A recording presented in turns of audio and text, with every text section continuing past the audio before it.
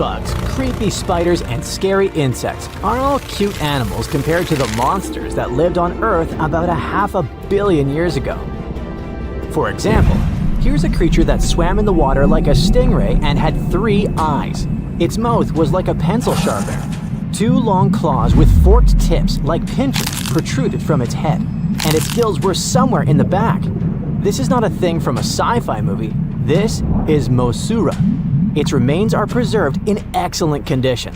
Let's look at it more closely and study other similar monsters. The Cambrian Explosion. Remember this name. This period is also called the biological Big Bang, the time when a huge number of different living creatures began to appear in the ocean, large, small, and tiny. The ancestors of almost all modern animal groups were most likely born during the Cambrian Explosion, which lasted from 541 to 485 million years ago.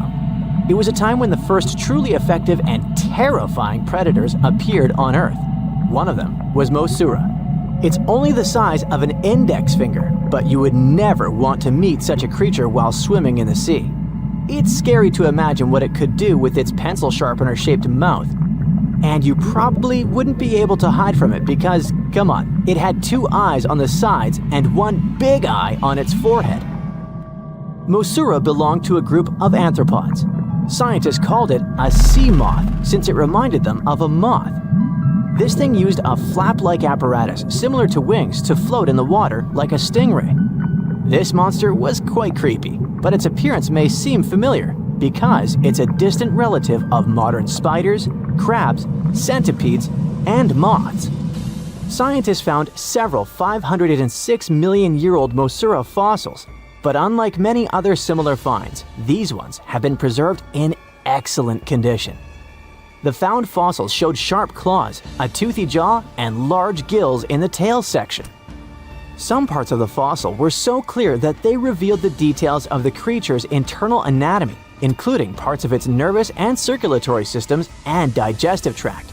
It had jointed limbs like those of modern insects and crustaceans. When this monster swam in the sea, it probably grabbed its prey with long spiked claws sticking out of its head. Many Mosasaurus relatives have claws covered with multiple spikes, which help them grab food. But that ancient creature had smooth claws forked at the tips. That is, it grabbed the prey with those tongs, using them like chopsticks, and then brought it to its mouth. Of course, this is an assumption, and nobody saw how this creature actually did it. Unlike many other similar animals, Mosasaurus' posterior segmented body was studded with gills. Scientists don't know why this was necessary, but they assume that such an unusual breathing system helped to adapt to an environment with low oxygen content. Perhaps Mosasaurus led a very active reproductive lifestyle that required high oxygen consumption. Creepy, dangerous, and reproducing fast. An excellent set of qualities for one of the most dangerous predators of antiquity. But what did Mosasaurus eat? It probably caught different types of worms and small arthropods. It's nice to think that this monster lived so long ago and was so small. But what if this creature was the size of a shark and was swimming in the ocean these days? Perhaps it would become a dominant dweller, and people would swim much less along the coast. Mosasaurus lived in the water but was discovered in the Burgess Shale Rock Formation in the Canadian Rockies. Many mountains on Earth were once the seabed inhabited by strange creatures. One of them was Opabinia. It had 5 eyes, a mouth facing backward, a long trunk and claws instead of a nose. Wait, what? It's too strange even for science fiction, even for outer space. In its eccentricity, Opabinia was perhaps the loneliest creature on Earth. Scientists couldn't find another species that would be similar to this individual until recently. Meet Utaurora. It seems to belong to the same species as Opabinia. Its inch-long body was divided into 14 to 15 furrows. Each of them ended in a pointed flap. Opabinia had the same body, but it's unlikely that both monsters were friends. The difference between their timelines was several million years.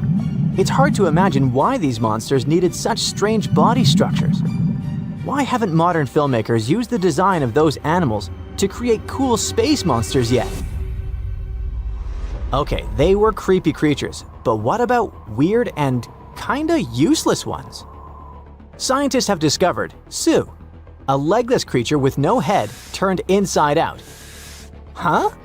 This 444 million year old creature was found in South Africa, north of Cape Town.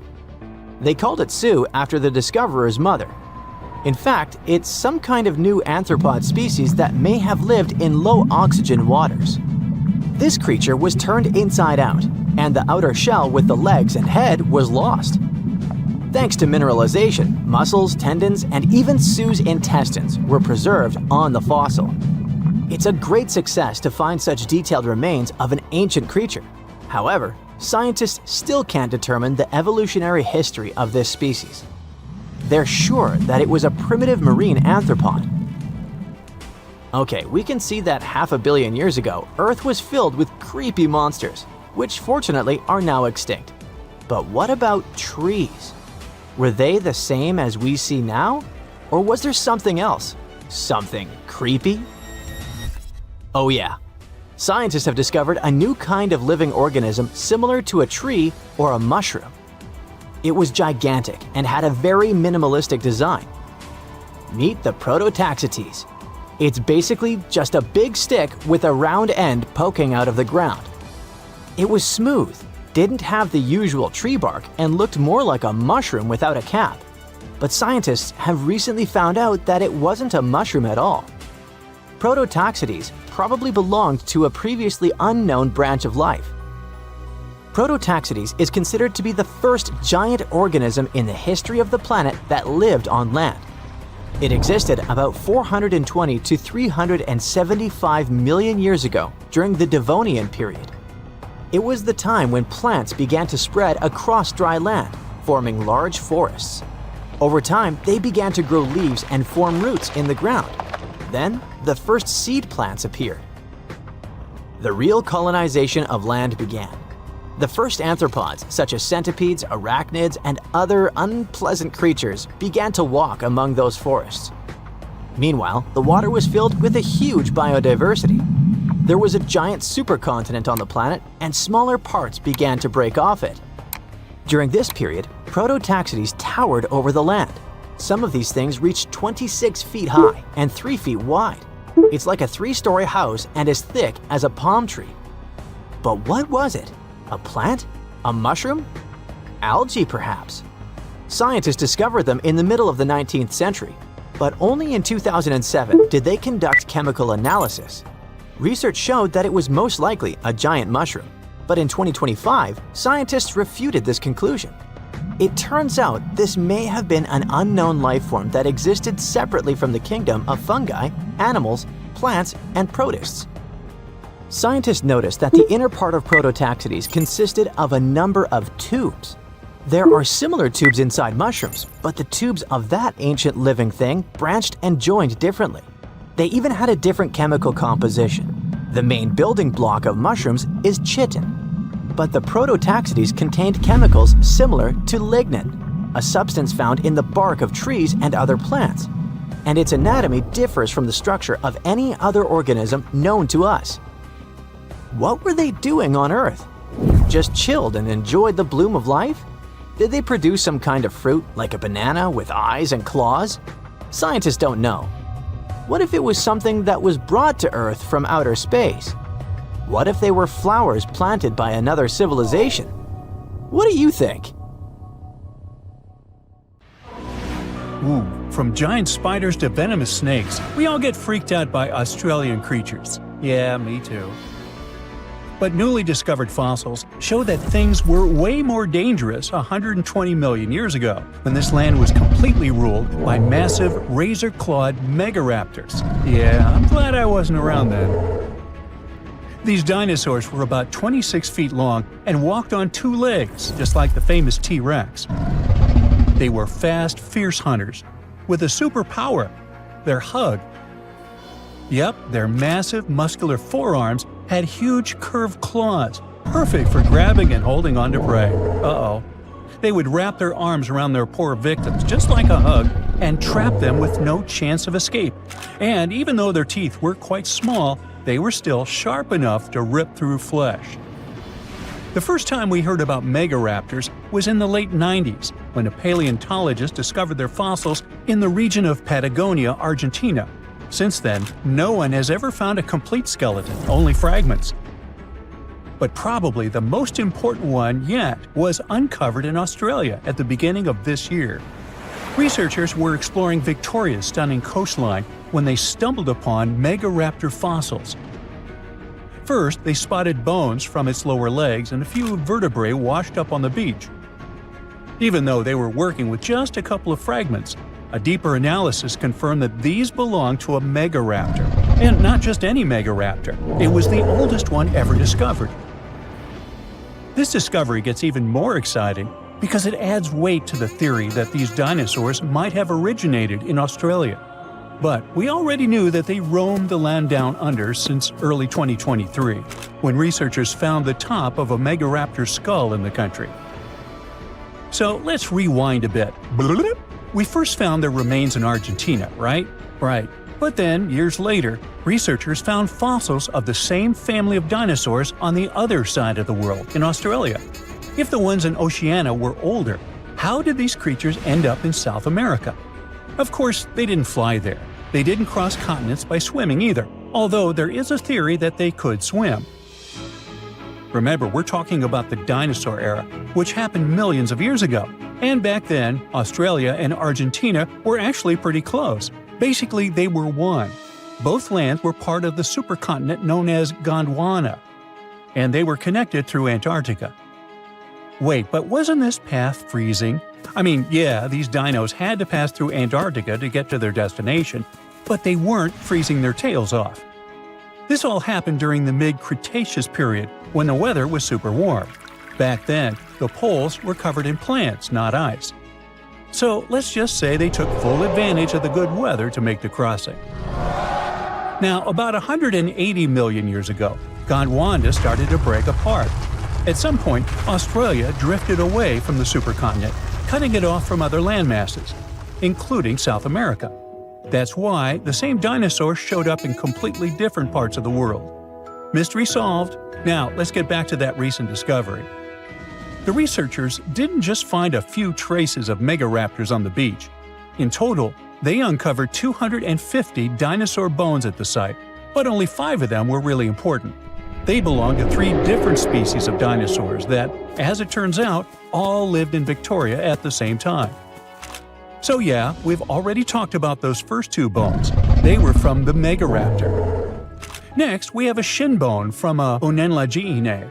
That's my best shot at pronouncing it. It's a dino also known as the southern raptor. This is a type of dromaeosaur with a long snout. And the last 2 shin bones of different sizes came from a Carcharodontosaurus, whose name means shark-toothed lizard.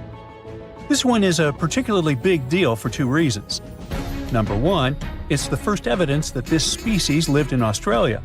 And number 2, it was small, and that is pretty surprising since we've always thought of this species as being massive. Fossils found in Argentina, for example, show this dinosaur reached a length of about 36 feet. But the one in Australia was much smaller, measuring only around 6 to 10 feet long. And that's still plenty big. Basically, what we're saying is that the way predators were ranked in these 2 parts of the world was completely different. In South America, Carcharodontosaurs grew to massive T-Rex-sized giants, towering over megaraptors and dominating the landscape. But in Australia, it was the complete opposite.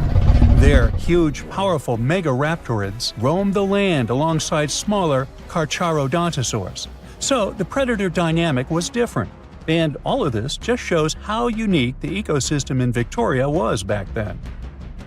Although isolated dinosaur bones have been found in Western and South Australia, most of the fossils come from the eastern part of the country, like Queensland.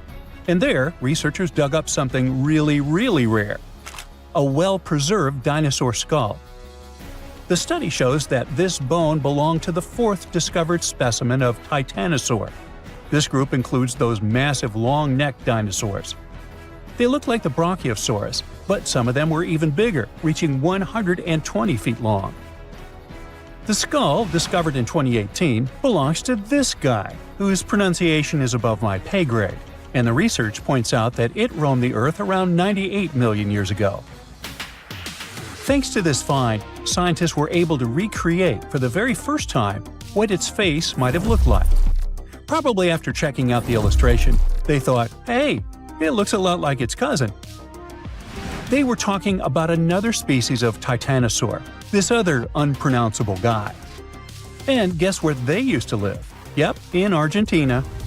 So, this research also supports the theory that dinosaurs crossed between South America and Australia during the mid-Cretaceous period. Now, this wasn't the only secret buried in Queensland, though. In 2024, researchers working there discovered the fossilized remains of a new species of pterosaur, about 100 million years old. These creatures were the first vertebrates that could actually fly, existing alongside dinosaurs. They were massive, powerful predators, with wingspans of up to 36 feet. But these remains belong to a new species within the pterosaur group, which they have named Hakuna Matata, or something similar. Compared to their cousins, they were on the smaller side, with a wingspan of about 15 feet. Still, that's bigger than a snowy albatross, the largest flying bird we have today. This species of pterosaurs were terrifying beasts, flying over the ocean to hunt for prey. Once they spotted their victim, they'd snap open their 60-centimeter jaws, filled with sharp spike-like teeth, and, well, I guess there was no escaping that. The last incredible discovery we're talking about today also comes from Queensland. For over 20 years, students walked past a plain-looking rock at Biloela State High School completely unaware that it held 66 dinosaur footprints, and they date back about 200 million years. These prints were made by a group of these Latin-named guys. They were small dinosaurs with 3 toes on each foot, and it seems like they were all over Queensland around that early Jurassic period. The rock they found at the school worked like a snapshot, giving us a better idea of what these dinosaurs were like and how they behaved. After taking a closer look, researchers found that the footprints came from 47 individual dinosaurs. This group was probably walking along or maybe crossing a waterway when their footprints got marked in the white clay. And the study also discovered that they were likely moving at less than 4 miles per hour at the time. So we only discovered those marks in Australia. But fossils of the same species found in other countries showed that they had these long legs, a big chunky body, short arms, and this tiny head with a beak. But honestly, they don't sound as scary when you realize they only ate plants. Whew. Australia used to have its own giants. Those were huge animals that could have dwarfed anything living on this continent these days. Scientists found the remains of many of those ancient creatures in the Narracuta Caves in South Australia, 4 hours away from Adelaide. It's a lovely region, but it can be treacherous. Watch out for holes the ground is pocked with. Known as pitfall traps, many of them are no wider than a coffee table. They're deep and plunge into the darkest of caverns. One of such caverns is called Victoria Fossil Cave, and it's a treasury that's been hiding the bones of around 45,000 animals for centuries. Some of the oldest bones belong to creatures far more terrifying than any animal you can encounter today. Those were the ancient Australian megafauna, huge beasts that roamed the continent during the Pleistocene epoch. During those, there were giant snakes, huge flightless birds, wombat-like creatures the size of a rhinoceros, and many others. One of the largest examples of the Australian megafauna scientists have discovered so far is the Diprotodon. That giant herbivorous creature was 10 feet long and 6.5 feet tall, and weighed more than 6,000 pounds, about as much as a small Asian elephant. Even though this terrifying beast didn't eat meat, it could have smashed other animals with its sheer weight. Scientists have found the remains of hundreds of such creatures all over Australia, so it's safe to say that no other animal from that time or in that location was larger than this giant. Despite its creepy appearance, the Diprotodon was a relative to the modern-day wombat, and those are known to sometimes pounce humans. The Diprotodon had toes that pointed inward and were well-suited for digging burrows. On the other hand, Diprotodon was a giant, and it was unlikely that it used to do so. It was likely a trait it had inherited from its smaller burrowing ancestors. or it could have used its claws to search for roots. This theory is supported by the fact that the animal's pouch was facing backward. It prevented any dirt from collecting inside while the creature was digging. Since this animal was so big, it didn't have to worry much about predators. Up until 60,000 years ago, when the first humans appeared on the continent, full-grown diprotodons only had to look out for creatures like the quincana. Measuring in at a whopping 20 feet long, the quincana was a land crocodile. It lived in Australia from around 20 million to 40,000 years ago. It disappeared along with most other mega creatures of the last ice age. It's thought to be the result of the first humans coming to the continent. Even though the quincana was extremely fast and dangerous, it was possible that this creature got outcompeted by human hunters who took all available prey. Unlike modern crocodiles that are mainly aquatic, that mighty beast was a land dweller. Scientists figured it out by studying the quincana's legs. They were able to support and carry the body clear off the ground. It means there was no escape for ancient people once the quincana spotted them. Modern crocodiles can only push themselves along on their bellies. Such an adaptation allowed the quincana to chase its prey for long periods of time, exhausting it in the process. Another creepy feature of this ancient monster was its teeth. Aquatic crocs have conical teeth. Those are great for gripping and holding on to prey underwater. But quincana had knife-like teeth, ideal for slicing soft-bodied animals like mammals. Another Australian monster, Thylacoleo, wasn't all that large, but it didn't make it any less terrifying. It was still among the top predators and the biggest carnivorous animals in Australia. This creature was a true oddity of nature, even by prehistoric standards. First, its teeth resembled not those of a regular predator, but those of a rodent. Its front incisors were enlarged, taking the place of canines. Premolars were also shaped like blades. They were used for cutting flesh and bone. At first, scientists thought that Thylacoleo used those teeth to eat nuts and fruits. But later, a study showed that the use of such teeth was better suited on necks and spines. The jaws of this ancient creature were immensely powerful. A 220-pound Thylacoleo had a bite force similar to that of a present-day 550-pound lion. It means that the animal could easily bring down prey much larger than itself. Then there was Thylacoleo's tail. It had strong muscles which provided the animal with the ability to use the tail as support when tackling large prey. The Thylacoleo had retractable claws, and this feature is very uncommon among marsupials. It allowed the animal to keep its razor-sharp hooks from getting blunt and could help it get a better grip on its prey. Scientists are quite sure that, like today's leopards, the Thylacoleo could climb trees and jump on other animals from above. It was done so fast and stealthily, they never knew what hit them. The creature's rear feet support this theory. The first toe there was reduced, but the foot had a rough pad like what modern-day possums have. It allowed them to have a better grip while climbing. Right after scientists found the first skull of the Meliolania, this animal was classified as a lizard. That's why its name translates to small groomer. But after they discovered more complete fossils, it turned out that the Meliolania was a giant turtle. But that's not all. It was one of the largest land turtles to ever have existed.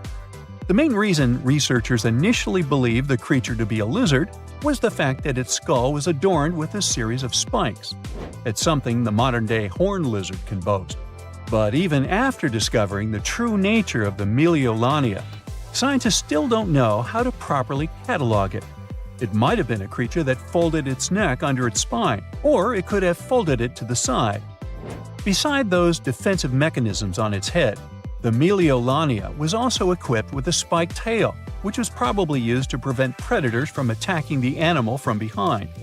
Most species of the Meliolania disappeared around 2,000 to 3,000 years ago because of humans who hunted them to extinction in both Australia and on the surrounding islands. It took around 2 centuries for these turtles to go extinct in that region of the globe. The Megalania was a giant Australian lizard that existed at the end of the Pleistocene epoch. It looked like a Komodo dragon and the Australian monitor lizard, which are both believed to be Megalania's closest living relatives. Fossils tell us that the ancient animal was anywhere from 15 to 26 feet in length. The youngest fossil remains of this ancient Australian monitor lizard date back to about 50,000 years ago. The first indigenous settlers must have encountered Megalania, which led to the lizard's extinction. Originally, scientists thought that the Megalania was the only member of the genus Megalania, but these days it belongs to the genus Varanus, which means that the prehistoric creature is closely related to other Australian monitor lizards. Our next giant creature on our list was once dubbed an ostrich on steroids. I mean, look at it. It was the last of the thunderbirds to go extinct in Australia. The Genyornis lived on the continent at the same time as early humans. They might have coexisted for 15,000 years or so before the huge bird eventually disappeared. This theory has some proof. The bird's fossils found along with human artifacts. Some cave paintings also depict flightless birds similar to the Genyornis in size and shape. Although it wasn't the largest bird in Australia, the goose-like creature was still as tall as a grown-up man and weighed around 550 pounds. Even a modern-day ostrich can be dangerous if it feels threatened. Imagine meeting its giant prehistoric relative. Scientists are still arguing about its diet. Many believe the creature was an herbivore, but there's still a chance that the Genyornis was a partial scavenger. Its small, stubby wings and powerful hoof-like legs hint that the bird could have been a plant eater. But its huge beak and exceptionally deep lower jaw evoke suspicion. Such features are highly unusual in birds. Sing with me. Under the sea, darling, it's better. On where it's drier, take it from me. Okay, I know these are not the correct lyrics to this famous Disney song, but hear me out. The deep sea is not all about singing mermaids and dancing crabs.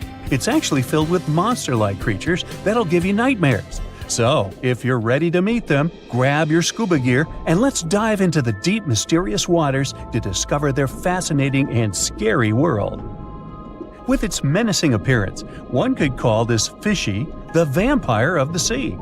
Well, named for their disproportionately large, razor-sharp fangs protruding from their mouth, fangtooths are actually quite small and harmless to humans. These choppers are actually more for catching prey than causing trouble, so there's no need to panic if you see one. And you'll be even more relieved to know that it's kind of unlikely for you to come across a fangtooth, since they are among the deepest living fish. A regular day in the life of a fangtooth looks like this. By day, they prefer to remain in the gloomy depths. Me too, fishies, me too. It's only towards the evening that they migrate toward the surface to have a feast under starlight. Ah, how romantic. And by daybreak, they return to the deep. What a chill schedule, am I right? So, as you can tell from their daily routine, fangtooths are among the more active deep-sea fishes.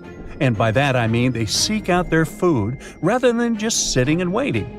And thanks to their oversized teeth and mouth, hey, I can relate, they're able to attack prey that are even larger than themselves, which is very important in the very large, food-poor deep sea.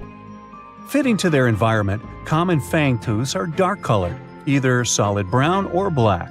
And unlike most deep-sea fishes, they do not have light-producing organs or cells to communicate with each other or to attract their prey.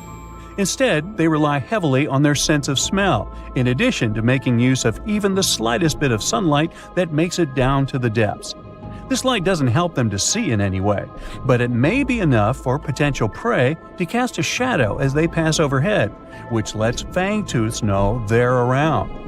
Now here's one hilarious fun fact before we move on to the next creature. Fangtooths can never close their mouths because of their huge mouths and long teeth. But you know what? I would bet maybe $500 that my orthodontist would claim he could fix that too. Our next horrific deep-sea animal is as real as a kraken can get.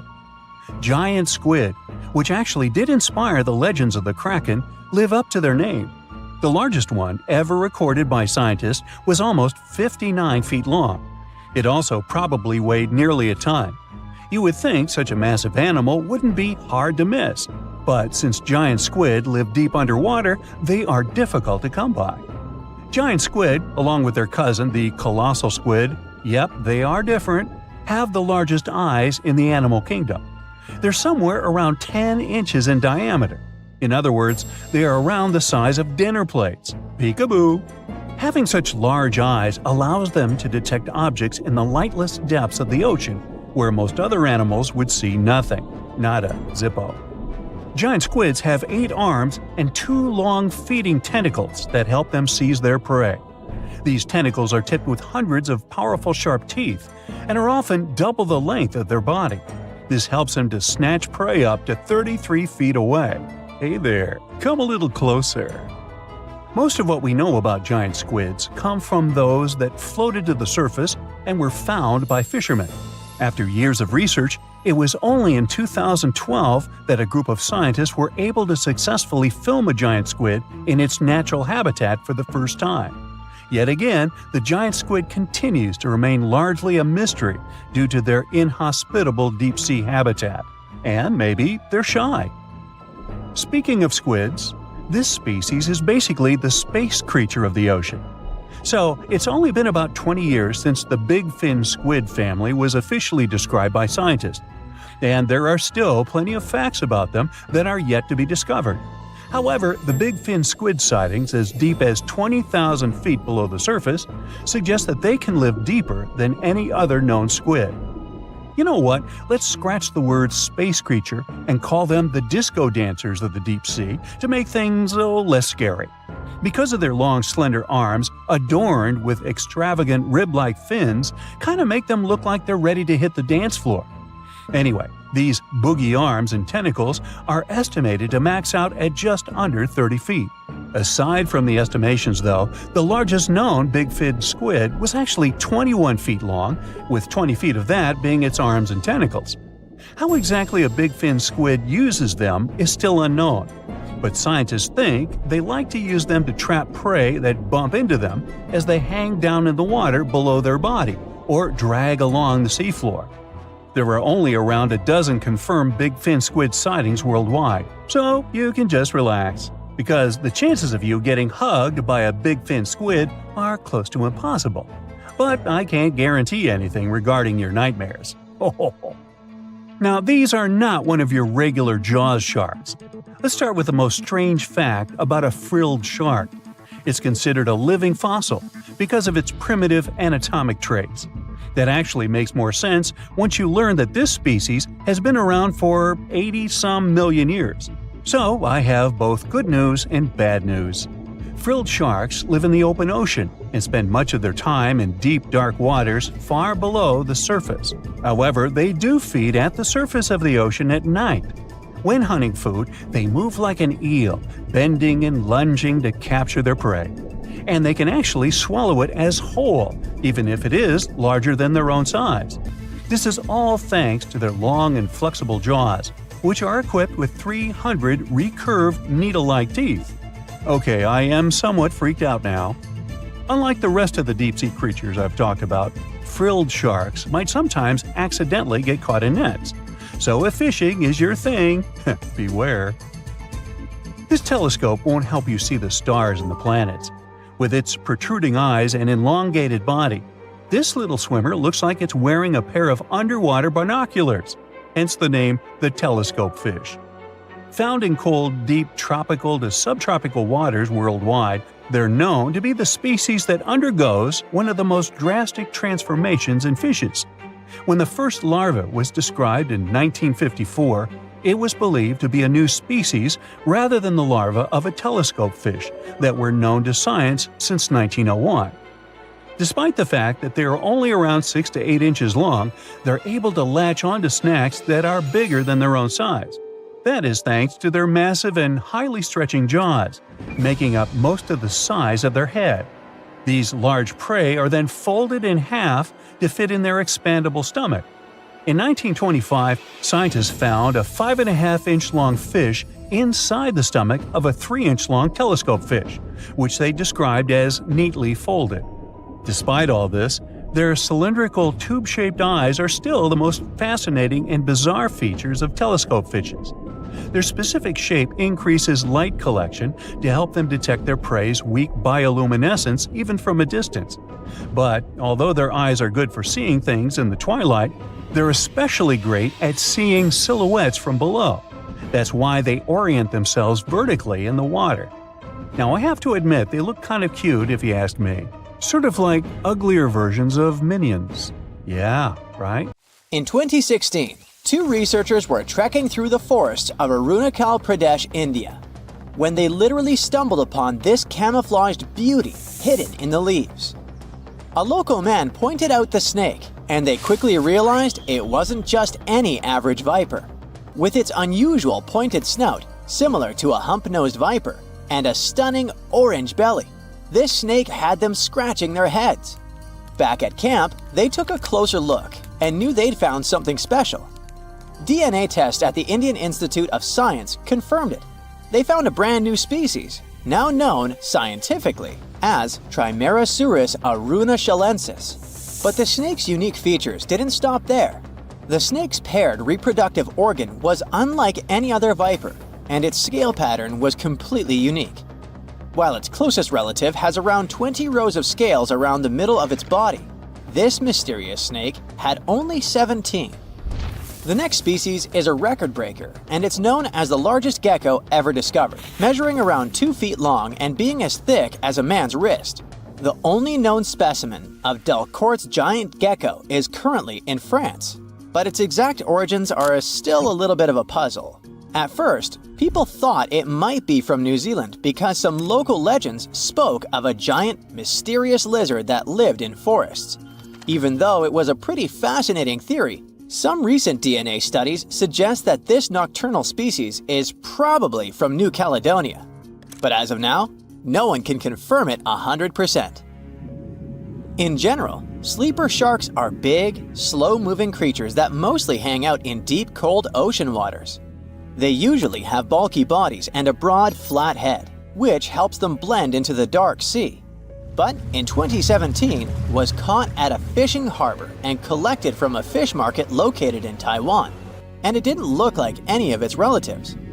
First off, this 4.4-foot shark had smaller eyes and a tiny second dorsal fin compared to its cousins. It also had more rows of teeth in its upper jaw and fewer in the lower jaw, but the biggest surprise was that it was a pregnant female carrying 33 embryos.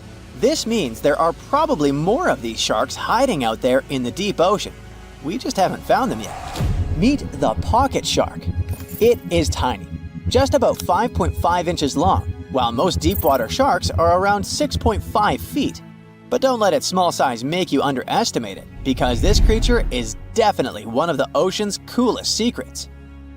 Discovered in 1979 in the deep waters of Chile, this tiny shark is like a real-life spy gadget with its mysterious pockets near its front fins. These pockets are large, measuring about 4% of its body length, and are believed to either glow or secrete pheromones. So, this shark might actually light up to either confuse predators or attract prey in the dark depths. And when I say deep, I mean really deep.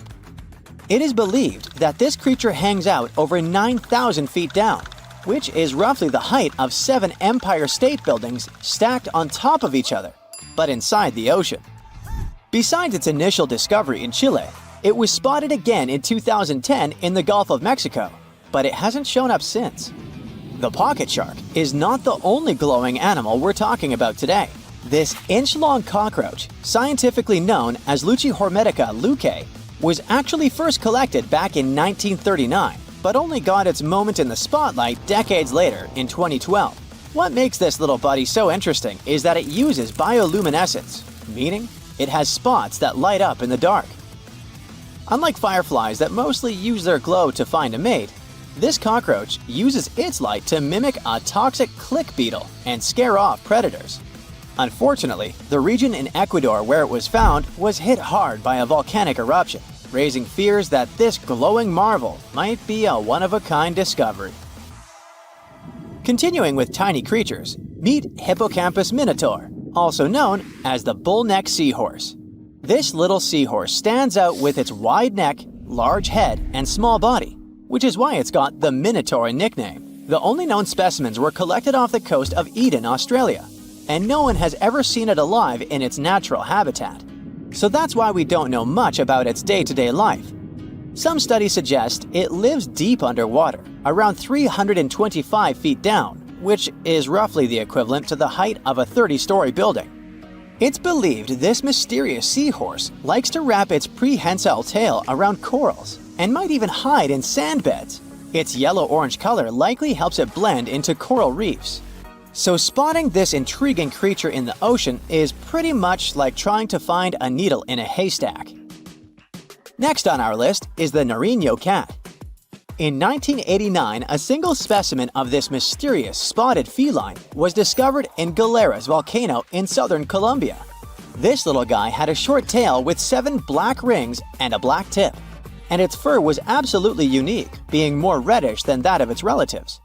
Understanding that it wasn't an ordinary animal, researchers decided to visit a bunch of museums all over Latin America to find similar felines, but they came up pretty empty-handed. Then, DNA analysis confirmed that it was unlike any other known cat, having split from its closest relatives around 1.9 million years ago. The Bogota sun angel is a hummingbird with a stunning purple color and black flight feathers, plus a bright green chin and crown. For years, we only knew of one specimen that was bought in Bogota, Colombia back in 1909, and that was pretty much it. Nobody knew much more about this beautiful and mysterious bird. But that changed in 2017, when a study decided to analyze its DNA once again. The results suggest that the Bogota sun angel might not be a completely separate species after all. It looks like it is actually a hybrid, meaning it was a mix of hummingbirds from 2 different species. And it's likely that its mother was a long-tailed sylph, which is a gorgeous hummingbird that mostly lives in the Andes in South America. The spotted green pigeon, also known as the Liverpool pigeon, is like the unicorn of the bird world. It was first described in 1783 by an English physician named John Latham, who saw it once, and that's it. Since then, no one has ever doubted that it was a pigeon, and many researchers were convinced it was a distinct species. But recent DNA studies revealed that this bird could actually be closely related to the famous dodo. You know, that chubby, flightless bird from Mauritius that looked like a giant pigeon with a quirky beak. Anyway, the Liverpool pigeon is about 13 inches long and has a unique look with yellow spotted feathers. Unlike its ground-loving cousin, the Nicobar pigeon, the spotted green pigeon was likely more of a tree hugger, feasting on fruits up in the branches. Today, if you want to see this rare bird, you'll have to visit the World Museum in Liverpool, where the only known specimen resides. While you're in England, make sure to swing by London and check out the Natural History Museum. There, you will find the only specimen of a flying fox known scientifically as Pteropus bruneus. Flying foxes are usually some of the largest bats in the world.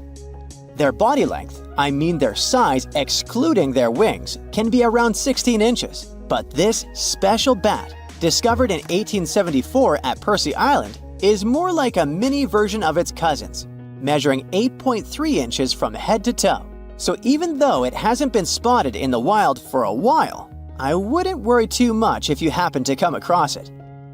You're strapped in a boat cruising down the Amazon River with the sun scorching hot.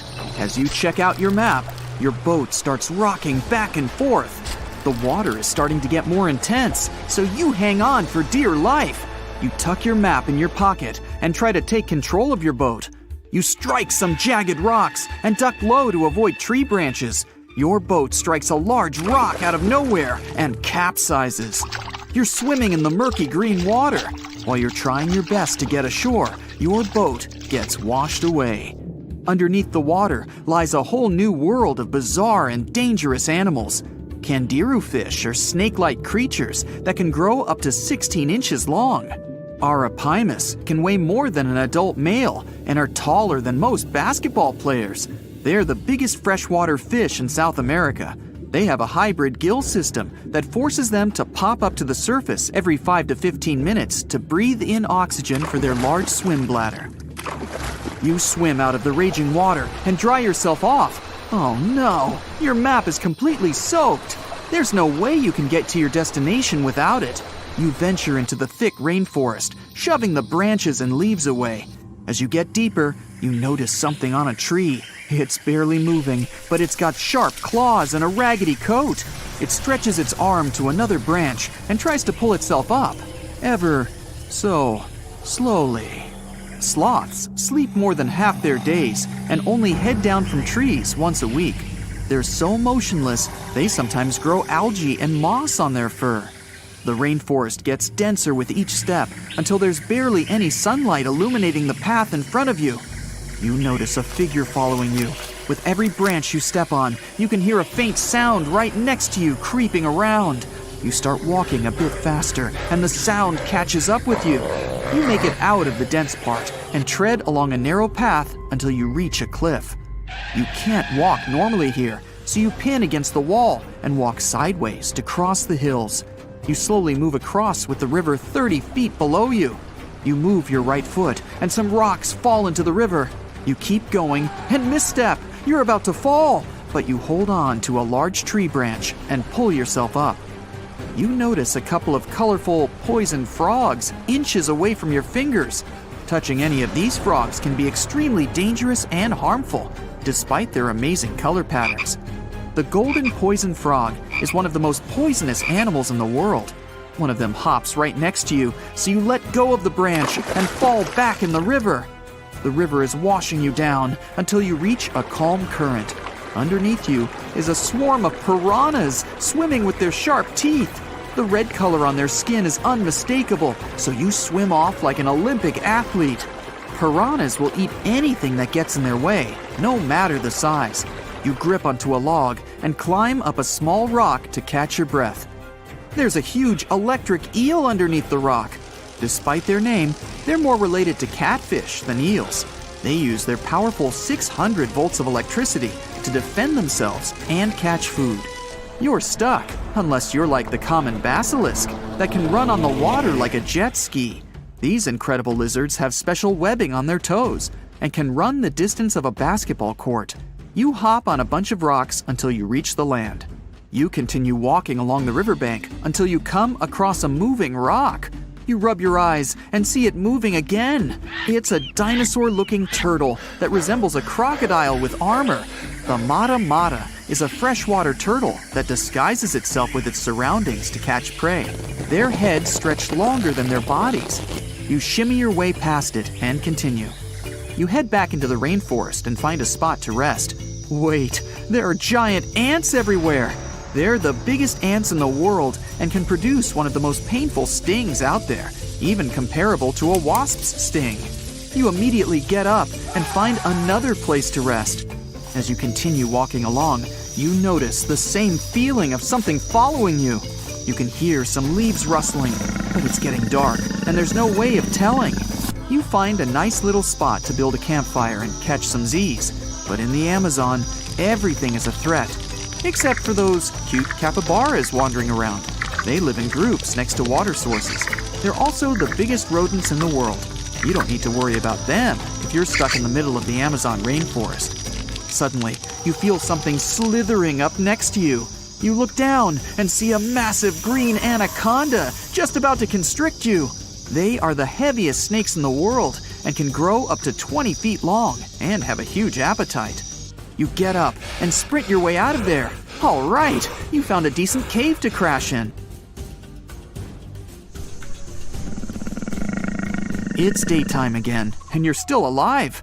You continue walking along the rainforest. You were able to find some breakfast to boost your energy for the rest of the day. You spot something on a tree that looks like a branch, but it's actually a potu, a master of disguise that can spend days motionless on broken tree branches. These bizarre birds use those branches as their permanent home, where they lay their eggs and chill all day. You continue your way through the rainforest and see a Brazilian wandering spider crawling on a tree branch right in front of you. 8 of these species can be found in the Amazon area. They are some of the most aggressive and venomous spiders out there. So, you make a big detour and walk away from it. You feel someone walking next to you again, but you still can't figure out what it is. You see a steep cliff with a waterfall hitting a large lake ahead of you. Looks peaceful, until you see a team of black caimans gathering around the shore. They're the biggest predators in the whole Amazon ecosystem and feed on anything that moves. It's a good thing you're on high ground, otherwise, whoa! You slip and fall down the river, right on the deep end. So far, no caiman spotted you. You swim underwater and try to get to the opposite end of where the reptiles are. As you climb out and dry yourself off, you notice some large black spots on you. You try pulling them off, but they've latched on pretty hard. The Amazon giant leech finds its target by tracking movement and shadow. Once they attach themselves to the skin, it's extremely difficult to extract them. The best way to do so is to slide your finger next to its mouth and pull it off slowly. Ugh. You manage to get them off your body and see that the caimans are swimming towards you. You're pinned to the wall with the lake of hungry reptiles approaching. Suddenly, a pink dolphin jumps out of the water and splashes all over them. They can grow larger than humans and are the celebrities of the Amazon. Scientists think they get their color from the blood capillaries on their skin. The Amazon even has bull sharks swimming around. These carnivorous giant fish are threatening to humans and can swim in both saltwater and freshwater. These sharks prey on anything within their reach, including other sharks. The dolphin distracted the caimans, so you climb up the cliff and try to find the best way to escape. Opened jaws waiting for you to fall into the pit are right below you. You're lucky enough to escape to the top, but as your arms pull you up, the first thing that you see is a jaguar looking straight at you. It's the creature that's been following you this whole time. You get up while it starts circling you, timing its strike. You know that you can't take on a jaguar, nor can you outrun it, so you grab a large tree branch from the ground to defend yourself. It jumps at you, but you duck down in time. The jaguar lands in the water far away from the caiman crocs. It's a good thing these large kitties are excellent swimmers. You pick yourself up and continue. And to your surprise, you find your boat again. You fix it up and sail your way out of the Amazon. Whew! Well, you can toss out those chocolate frogs from Harry Potter. We have real ones now. Well, they certainly wouldn't taste as good since they only got that nickname because of their skin, which is the color of milk chocolate. These frogs live in the swamps of New Guinea, but they're close cousins of green tree frogs common for northern and eastern Australia. Now, Australia and New Guinea were connected by a land bridge a long time ago, so they have similar kinds of animals. This chocolate frog is smaller than its green relative, but both species have the same call for mating, which sounds like a deep, rasping bark they repeat in long series, which I won't do here. Local people from a small island in Africa helped scientists find a new kind of Scopes owl. They're probably descended from the first owls that came to this area a long time ago. Although they come in assorted colors, they're mostly brownish, which is why they easily blend in with trees, so you hardly even see them. They're also really small, and they have a call you won't hear anywhere else. It sounds like a short "too" note they repeat fast, as if it's an insect producing this sound. You can hear them making these calls in duets as well once night falls. They might be called endangered species, considering they live in a small area of around 6 square miles, and there are up to 1,500 of them. The Sunda flying lemur is a kind of gliding mammal you can find in Southeast Asia. It has a small head, small ears, and adorable big eyes that help the animal see well in the dark and move at night. This little one is not a real lemur. It falls into a category called Cologos. Even though its name says differently, this creature can't really fly. It can only travel long distances, which is not bad at all, considering it can glide for up to 328 feet without losing too much altitude. Its special skin fold makes it easier to glide between trees, and its lightweight skeleton and webbed feet help as well. This cute animal is small, less than 2 feet long, and it weighs up to 4 pounds. Plus, it can camouflage well because of its dense and mottled fur that resembles tree lichens. So once upon a time, more than 160 million years ago, I wasn't around then, there was a spider that kind of looked like a pelican. As big as a grain of rice, it would sneak around in the leafy areas of our planet and look for prey it could catch with its fanged pincers placed at the end of its long neck. It especially liked to eat other spiders. This tale has a happy conclusion, Well, depending on the perspective, these fellows still exist, and they're far more diverse than anyone expected. When it's not going after its prey, the pelican spider just folds its pincers down against its long part like a neck. This makes it look more like a bird than a regular spider, and that's how it got its name in the first place. These creatures are different from most other spiders because they don't make their own webs. Instead, they just look for the trails of silk other spiders left behind in the leaves and follow them. When they find a web some other spider made, they patiently wait for the right time to strike, which is how they got the proper nickname, assassin spiders. So it's not unusual for hermit crabs and sea anemones to team up. Anemones have stinging tentacles, and they use them to protect crabs from predators. In return, they get a free ride to places they haven't seen before and some leftovers crabs share with them. But off the coast of Japan, scientists found this new anemone that does something extra special. Not only does it live on a hermit crab's shell rent-free, but it also creates a covering that goes over the shell. In a way, it adds a porch to the crab's house. It's not something you'll see very often, because most sea anemones don't go to such lengths. Now, what's even cooler is that they won't build these extensions for any crab out there. They have a specific partnership with only one hermit crab species. If a crab wants to move to a new shell, its friend joins it. This type of anemone is called a calcifer, after a character in Howl's Moving Castle. Calcifer is a fire demon bound to the wizard's castle by a magical pact. This castle moves from place to place, like a hermit crab. In 2020, researchers found a very long animal that looked like it was made from gelatin. It happened around 2,000 feet under the surface in a deep canyon off the coast of Western Australia. They were exploring the ocean floor, trying to find signs of life there.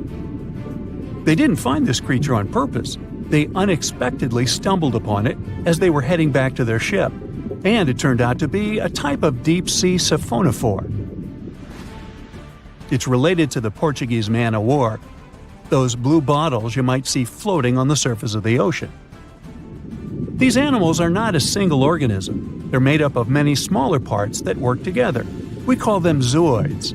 Some zooids are there to help with reproduction, while others oversee feeding or moving through the water. These unusual creatures mostly look like twisted and tangled feather boas. Its spiral shape is its hunting technique. The siphonophore has many stinging tentacles that form some type of barrier in the water and trap small animals such as fish and crustaceans. The scientists didn't have much time to examine the creature, but they noticed that it was the longest siphonophore they had ever discovered. It could be longer than a blue whale. Wow! Now, here's a little creature you don't see every day. They're called tree hoppers, and they spend most of their time on plants and trees. They're not longer than a dime, but you can find them in different shapes. Some look like tiny helicopters, while others are more like leaves, thorns, or even raindrops. There's a thing called a pronotum. That's like a small plate other insects have too, and it resembles a shield.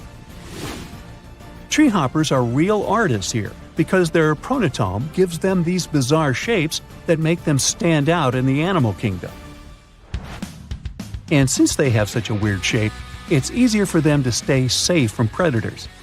Their barbs and spines warn other animals that tree hoppers might be tough to swallow, so they might not be worth catching. Bright colors are not that attractive either, since they tell predators there might be toxins in the body of their potential prey. Plus, they're good at mimicry, the art of pretending to be something else. Their big pronota are light and hollow, so they can easily fly. They communicate with each other by sending vibrations through plants. You won't hear them making loud sounds like some other insects. Tree hoppers prefer to shake their bodies to produce vibrations we humans can't hear. Interestingly, they use such a form of communication to protect their young. Many other insects just leave their eggs alone, but tree hopper mothers stick around and watch over their eggs. When something dangerous, such as a stink bug, comes closer, a young tree hopper sends out a vibrating signal. Its siblings quickly notice the signal and join in, which is how they make the warning stronger. The mother receives the messages and gets into action. She either buzzes her wings very loudly or uses her back legs to defend her kids from the intruders. They're like mosquitoes in a way. It's just that they use their special mouth parts to pierce not people, but plant stems where they take their juices. Weird and wonderful, all in the same package. In 1952, an Air Force plane called C-124 Globemaster II crashed into a big mountain while flying from Washington to Alaska. Sadly, everyone on board, 52 people in total, didn't make it. The bad weather at the time made it hard to find the crash site, and even later, any attempts to locate it failed. But in 2012, a helicopter crew doing a training mission spotted the pieces of the crashed plane on a glacier called Colony Glacier in Alaska. They started looking for more pieces and confirmed it was indeed the missing plane. Since then, every summer for about a decade, different military groups have been helping in an operation called Colony Glacier. They've managed to identify 40 out of the 52 people whose lives were lost in the crash. The soldiers taking part in this mission take their promise seriously to never leave a fallen comrade behind. They believe it's their duty to bring back those who didn't make it. Another discovery comes from the Alps. In 1991, some hikers exploring the picturesque Alps stumbled upon a human body. It was half frozen in ice at the top of a mountain pass between Italy and Austria. At first, the local police thought it might be a mountaineering accident. But in a few weeks, archaeologists started claiming that this guy might have lived more than 5,000 years ago. They eventually gave the frozen fellow the nickname Ötzi. He was named after the nearby Ötztal Valley. He's become quite famous as the oldest ice mummy on record. Ötzi's frozen state might not be as unique as we thought, and that's where things get really cool. Archaeologists have another theory. See, at first, everyone was convinced that Ötzi marked the start of a cooler period because he had been frozen in the ice without any interruptions since he had lost his life. Yet, over the past few decades, glaciers and ice patches worldwide have been melting away like ice cream on a hot summer day. Not just Ötzi, but other ancient relics like bodies, hunting gear, horse droppings, and even ancient skis started to appear. So, archaeologists say there are similar sites. They found quite a few, and they all fit perfectly into this growing field of glacial archaeology. It seems like as the world warms up, it will show even more ancient secrets from the deep freeze. Moving on to another amazing discovery. In 2018, William Taylor and Nick Jarman were exploring the snowy slopes of Mongolia's Altai Mountains. They found an ancient treasure trove hidden in the ice. Inside the trove, they found a well-preserved 3,000-year-old arrow shaft adorned with ochre markings. It was in pristine condition, a rarity for organic items that old. They found other items too, like a bronze arrowhead with bits of animal sinew still attached. All of these relics had been untouched for hundreds of years, since they had been locked in the ice. In Mongolia, rising temperatures have melted ice patches that remained frozen for centuries. Similar discoveries have been made in the Yukon, US, Italy, Siberia, and Norway. Thousands of sites have been identified. Yet, scientists are racing against time to document and preserve these artifacts before they're lost forever.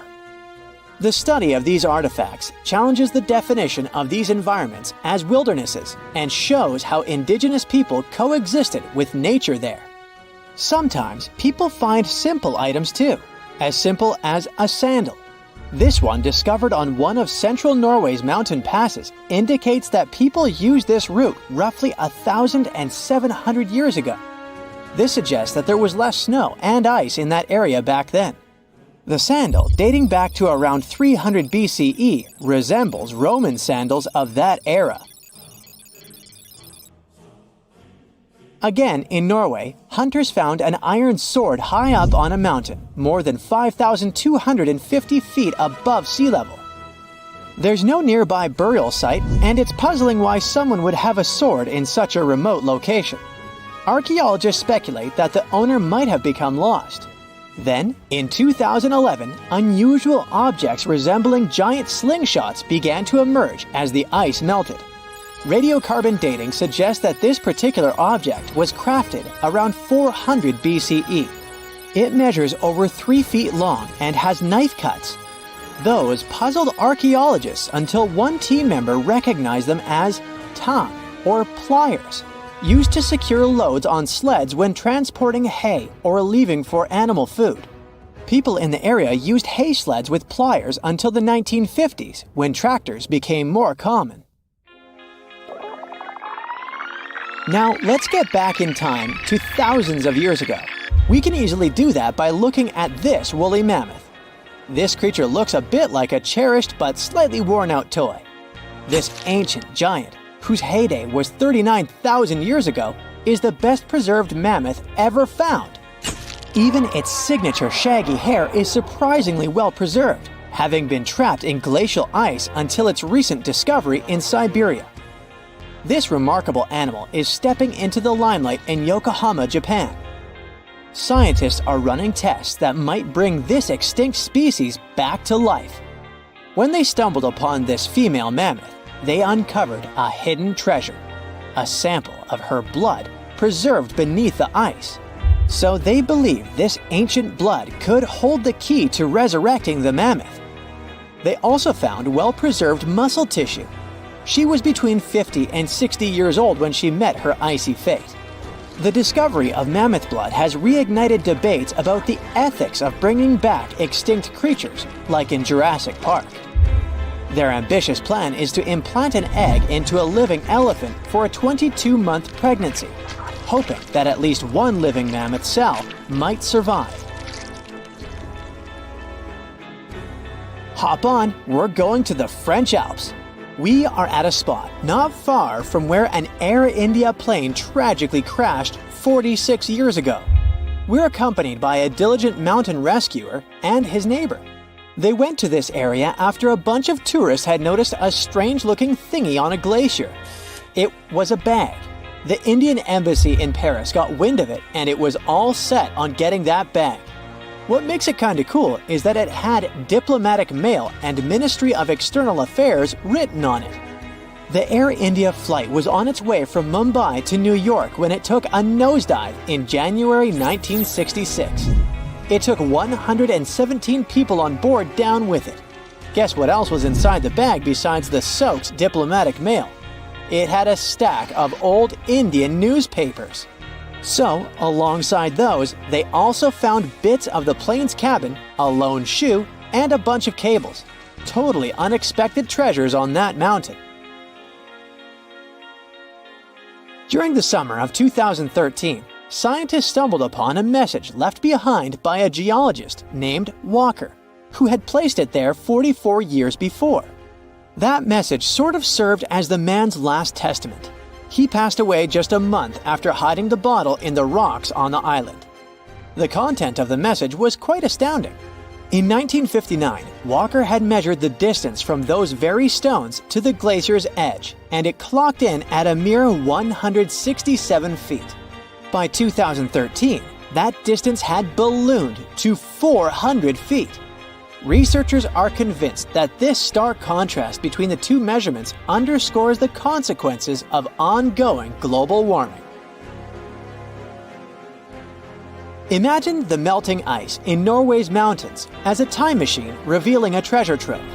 Nearly 800 Viking artifacts tucked away for over 1,000 years have been unearthed. They give us a peek into the bustling trade networks of the Viking era and the critical role of the mountain passes in this ancient commerce. Among the finds are leather shoes, cozy woolen mittens, stylish tunics, feathered arrowheads, horseshoes, walking sticks, and kitchen gadgets from the Viking chef's toolkit. There are even Viking pack horse souvenirs. These artifacts provide us with insights into ancient travel habits and the peak times when those paths were bustling with activity, and give us a glimpse into the lives of adventurers. Hey there! Grab your popcorn and hot dogs. This is gearing up to be the spectacle of the century. We'll compare ancient water monsters in several categories, then pit them against each other in a duel to see which one's the true queen of the water. The contender on the left needs no introduction. The Alpha, the boss, the legend that lived on our planet 3.6 million years ago. She's still the hero of myths and legends and a nightmare for fishermen around the world. Make some noise for Meg the Megalodon! In the right corner, Sarcosuchus, aka Sarky. She's the ancestor of today's crocodiles and a real grandma compared to Meg. She lived about 120 million years ago and saw the dinosaurs come and go. They were even her breakfast sometimes. She lived in what is now the Sahara, but there was no desert then, and the world looked totally different. Although this crocodile isn't as famous as Meg, she's still not afraid to go up against the giant shark. Round 1. Size. Since the only remains of the megalodon are teeth and vertebrae, her true size remains a mystery. But if we compare her remains to the bodies of modern sharks, we get the incredible size of 50 feet. That's like 1.5 buses. But I bet you wouldn't want to take a ride on that kind of transport. Meg's fin alone is the size of an adult. This ancient monster remains the largest shark that ever existed. The largest white shark ever measured was 17 feet long. That's less than half. Now Sarky's turn. Until recently, we only had the teeth of this ancient crocodile to go on. But then, scientists discovered some new remains, and they were able to figure out just how big she really was.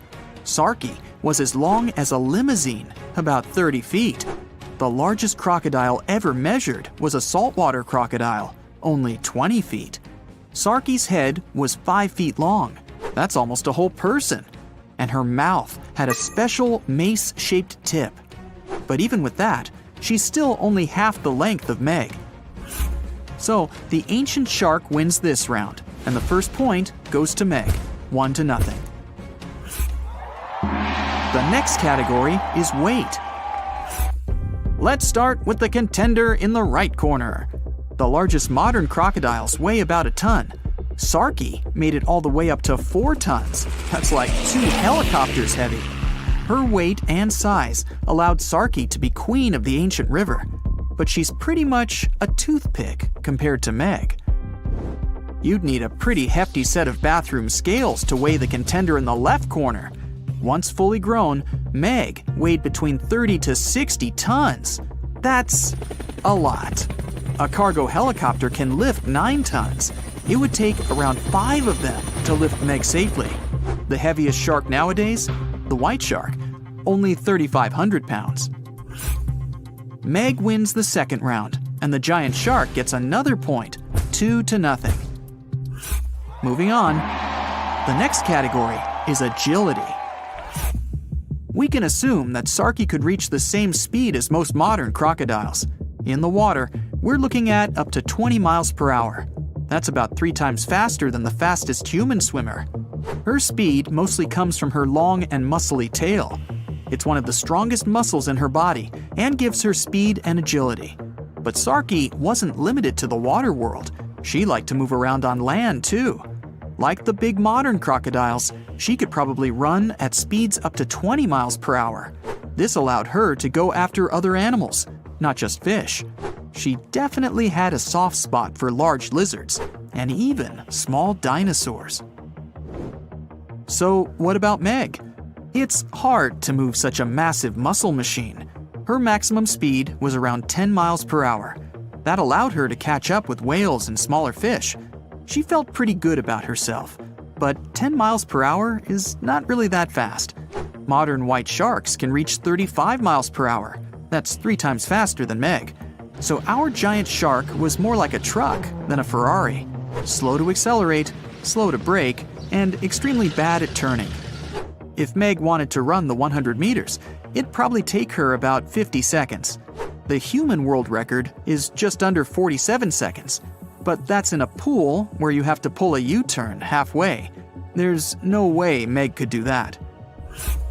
Looks like Meg lost a bit of ground to the agile crocodile, and our river monster is finally up on the board, 2-1 in favor of Meg. Okay, next round. How about we call it eating tools? Of course, Meg's main tool is her teeth. Megalodon means big tooth. She had the largest teeth ever recorded. 5 rows of teeth, 250 in total.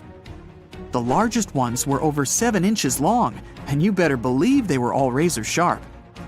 That's definitely enough to bite through a tough leather couch, know what I mean? So if you ever saw Meg smile at you, well, that's probably the last smile you'll ever see.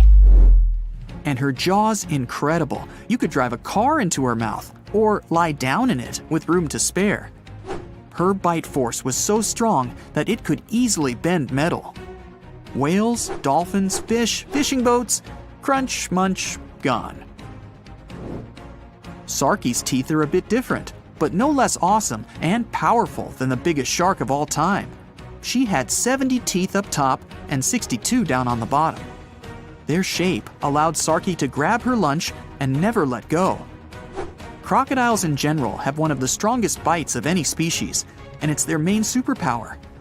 But don't forget about that tail. Sarki's was so heavy and strong, it'd be like getting hit by a motorbike. That kind of versatility earns Sarki 1 more point. We're all tied up at 2. Bonus round. Audience sympathy prize. If Meg were around today, she'd definitely live in Hollywood, making movies, TV shows, commercials, and she always seems to play the villain. Well, she's also the hero of countless scary stories told by fishermen around the world. Many people even believe that she's still swimming about down there, somewhere, hiding from us in deep waters, like the Mariana Trench. But Meg needs a lot of food to feed such a large body. She'd have to keep coming up to the surface to find enough to eat. So much for that myth. And Sarki? She's more of an indie artist, not really the Hollywood type. But like all crocodiles, she puts fear into anyone who lives near a river. Crocodiles love that late-night snack, so a lot of people are even afraid to leave their homes after sunset. And locals sometimes find crocodiles in their backyards. Imagine seeing Sarki laid out on your brand new deck. Let's give Sarki this round, and she's taken the lead, 3-2. Okay, the final round is all about that X factor, combat skills. Meg still holds the crown for the most dangerous you'd ever come across in open water. And it's mostly thanks to her intelligence and strategy. We can figure out Meg's tactics by looking at other animals from that time. Many ancient whale bones have scratches from Meg's teeth. It seems like she knew where the weakest points of various animals were located, so she knew where to nibble at first. She seemed to enjoy a little fin appetizer before each meal. Sometimes she'd give them a nudge first. They weren't swimming away after that kind of impact. Then it's main course time. Sarki may seem weaker, but she's full of surprises. She's fast and agile, so she could easily catch up with even the fastest mammals that had come to get a little drink of river water. And when she bites, she never lets go. But scientists say Sarki probably couldn't do all those awesome wrestling moves that today's crocodiles love to do. She couldn't roll around, holding her lunch in her teeth. The structure of her head simply didn't allow her to do that. But even so, she pretty much always came out on top. Not too many crocodiles go hungry. Sarki had a good round, but we have to give this one to Meg. She's just too awesome. And we're all tied up again, 3-3. Well, it's time for the big face-to-face matchup. The arena, the place where the mighty river meets the vast ocean. Sarki's great at hiding and sneaking up on people, and so she gets the first go. Meg tries to dodge, but the ancient crocodile already found a tasty fin. Unfortunately, Sarki's teeth are a little too short to cause even the slightest harm to big old Meg. She breaks free and pushes the crocodile with her powerful body. Sarki looks stunned, and Meg sees her chance to make a U-turn and end it. She gathers speed and... oh, it's all over with a single bite. KO. Meg has defended her title and remains the undisputed champion of the world. Who will challenge her next? That's right, come on aboard. Please enter the submarine slowly and make yourself comfortable. Today, we're going deep into the dark parts of the ocean for the ultimate showdown, Shonisaurus and Megalodon. Time to see how Shoni and Meg stack up against each other. First round, age. Look at Shoni, the largest marine reptile, coming out of nowhere. This marine reptile looks a bit tired since it traveled all night and got here all the way from the late Triassic period, about 215 million years ago. Back then, it was all dinosaurs, plus some crocodiles. Oh look, Meg got here on time too.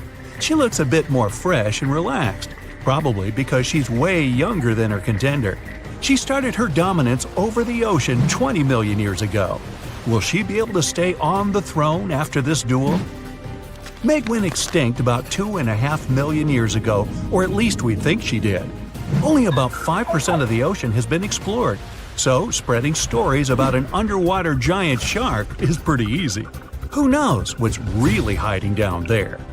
Even though they're both extinct, dinosaurs like Shoni are way older. Meg's a baby compared to her. Sorry, Meg, 1 point goes to your older challenger. I bet Shoni's got some awesome stories to tell. Next round, length. Ah, good old Meg. She's the largest shark that ever lived on our planet, around 60 feet long.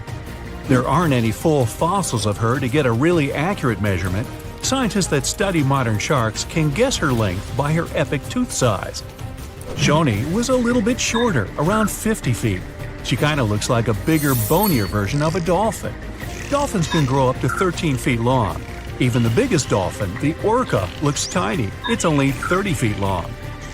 1 point goes to Meg for being huge. And we're tied up at 1 apiece. Round 3, teeth. Meg was one of the greatest threats in the ocean with teeth similar to those of a modern white shark. Scary, symmetrical, triangular, insanely sharp, and up to 7 inches long. Meg had around 276 teeth in 5 rows. That sounds super scary, but some modern sharks have over 300 teeth. But they're not all ready for action. Some are fully grown, some are still growing up. Sharks' teeth are not that strong, so they fall out a lot, which is not that big a deal like it is for humans. They produce new teeth all the time, so they can replace the ones that get worn down. Get this, Meg probably worked her way through about 40,000 teeth over her lifetime. Shoni, unfortunately, won't be able to defend herself with teeth in this duel, because she doesn't have any. Researchers believe that younger Shonis had teeth because they needed some help getting food and fending off rivals. When they got bigger and older, they didn't need them anymore. Sorry, Shoni, this round isn't even close. Meg takes the lead 2-1. Next round, who can eat more? Scientists believe Meg ate around 2,500 pounds of food every day. Her teeth tell us she didn't exactly love the salad bar. With a mouth almost 10 feet wide, Meg had the most powerful bite of all animals on our planet. That way, she didn't have to be too picky. She could munch on bigger ocean animals like whales, giant turtles, seals, or any other marine mammal that got, too close. No wonder she weighed about 140,000 pounds. Because of her lack of teeth, Shoni preferred animals with softer bodies, like smaller fish, squids, that sort of stuff. We don't really know how much she ate every day, but with an approximate weight of around 60,000 pounds, she's heavier than 2 sperm whales or 3 elephants, but still peanuts compared to the mighty Meg. Good for you, Shoni. Keep up the good work with all that soft food. But unfortunately, Meg's eating up the points in this competition, 3-1. You don't really want to mess with someone who can eat a whole whale for breakfast. Round 5, looks.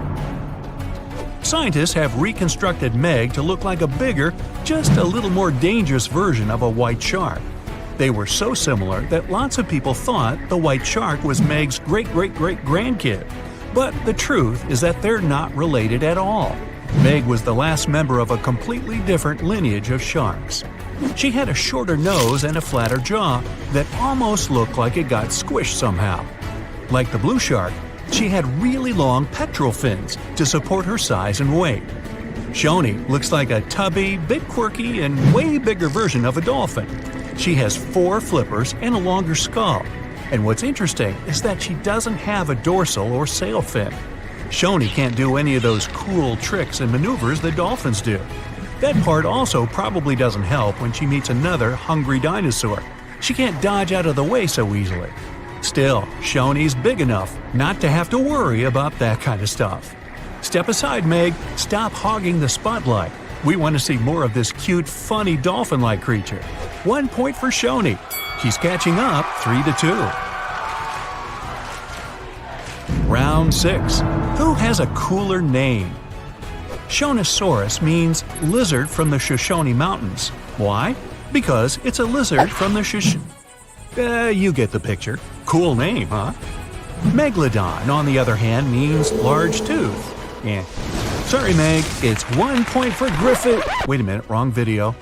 We're all tied up at 3-3. Round 7. Who traveled more? Just like modern sharks, Meg's skeleton isn't made of bone, it's made out of cartilage. That's the stuff your ear and nose are made out of. So no matter how much you look for them, you're never going to find any of Meg's bones. Her only fossils are actually teeth, since they're made of dentin. In her 18 million years of existence, Meg traveled a lot. Her teeth have been found all over the globe. She even went on vacation to tropical and subtropical waters. But the one place she never went was to Antarctica. Shoni was a wanderer too. Her fossils were first found near Las Vegas. No, it's not what you think. She really wasn't all about the parties and shows. Vegas was all underwater back then. She too took long trips along the coast, visited different countries, enjoyed fancy seafood buffets all over the world. Pretty good life overall. Let's give Meg this one for making it to almost every continent. She leads 4-3. Round 8. Who was more popular? Seeing Shoni swim by could easily scare away other sea creatures. She's pretty big after all. But pretty soon, they'd see that this reptile wasn't that dangerous. Okay, squid, small fish, they weren't big fans. But medium-sized water creatures soon figured out they were too big for her, so they could be friends. Except for, the Kraken, a colossal squid and legendary sea monster with extremely powerful tentacles. The story goes that the Kraken had something to do with the disappearance of some members of Shoni's family. So let's just say they're not exactly BFFs. Meg, introvert, loner. She comes to the party and stays in the corner, not talking to anyone. And there weren't exactly a lot of animals lining up to ask her to dance. It'd probably be their last. When you're that high up in the food chain, you're never going to be too popular. Shoni makes a comeback with the popularity round, and it's all tied up at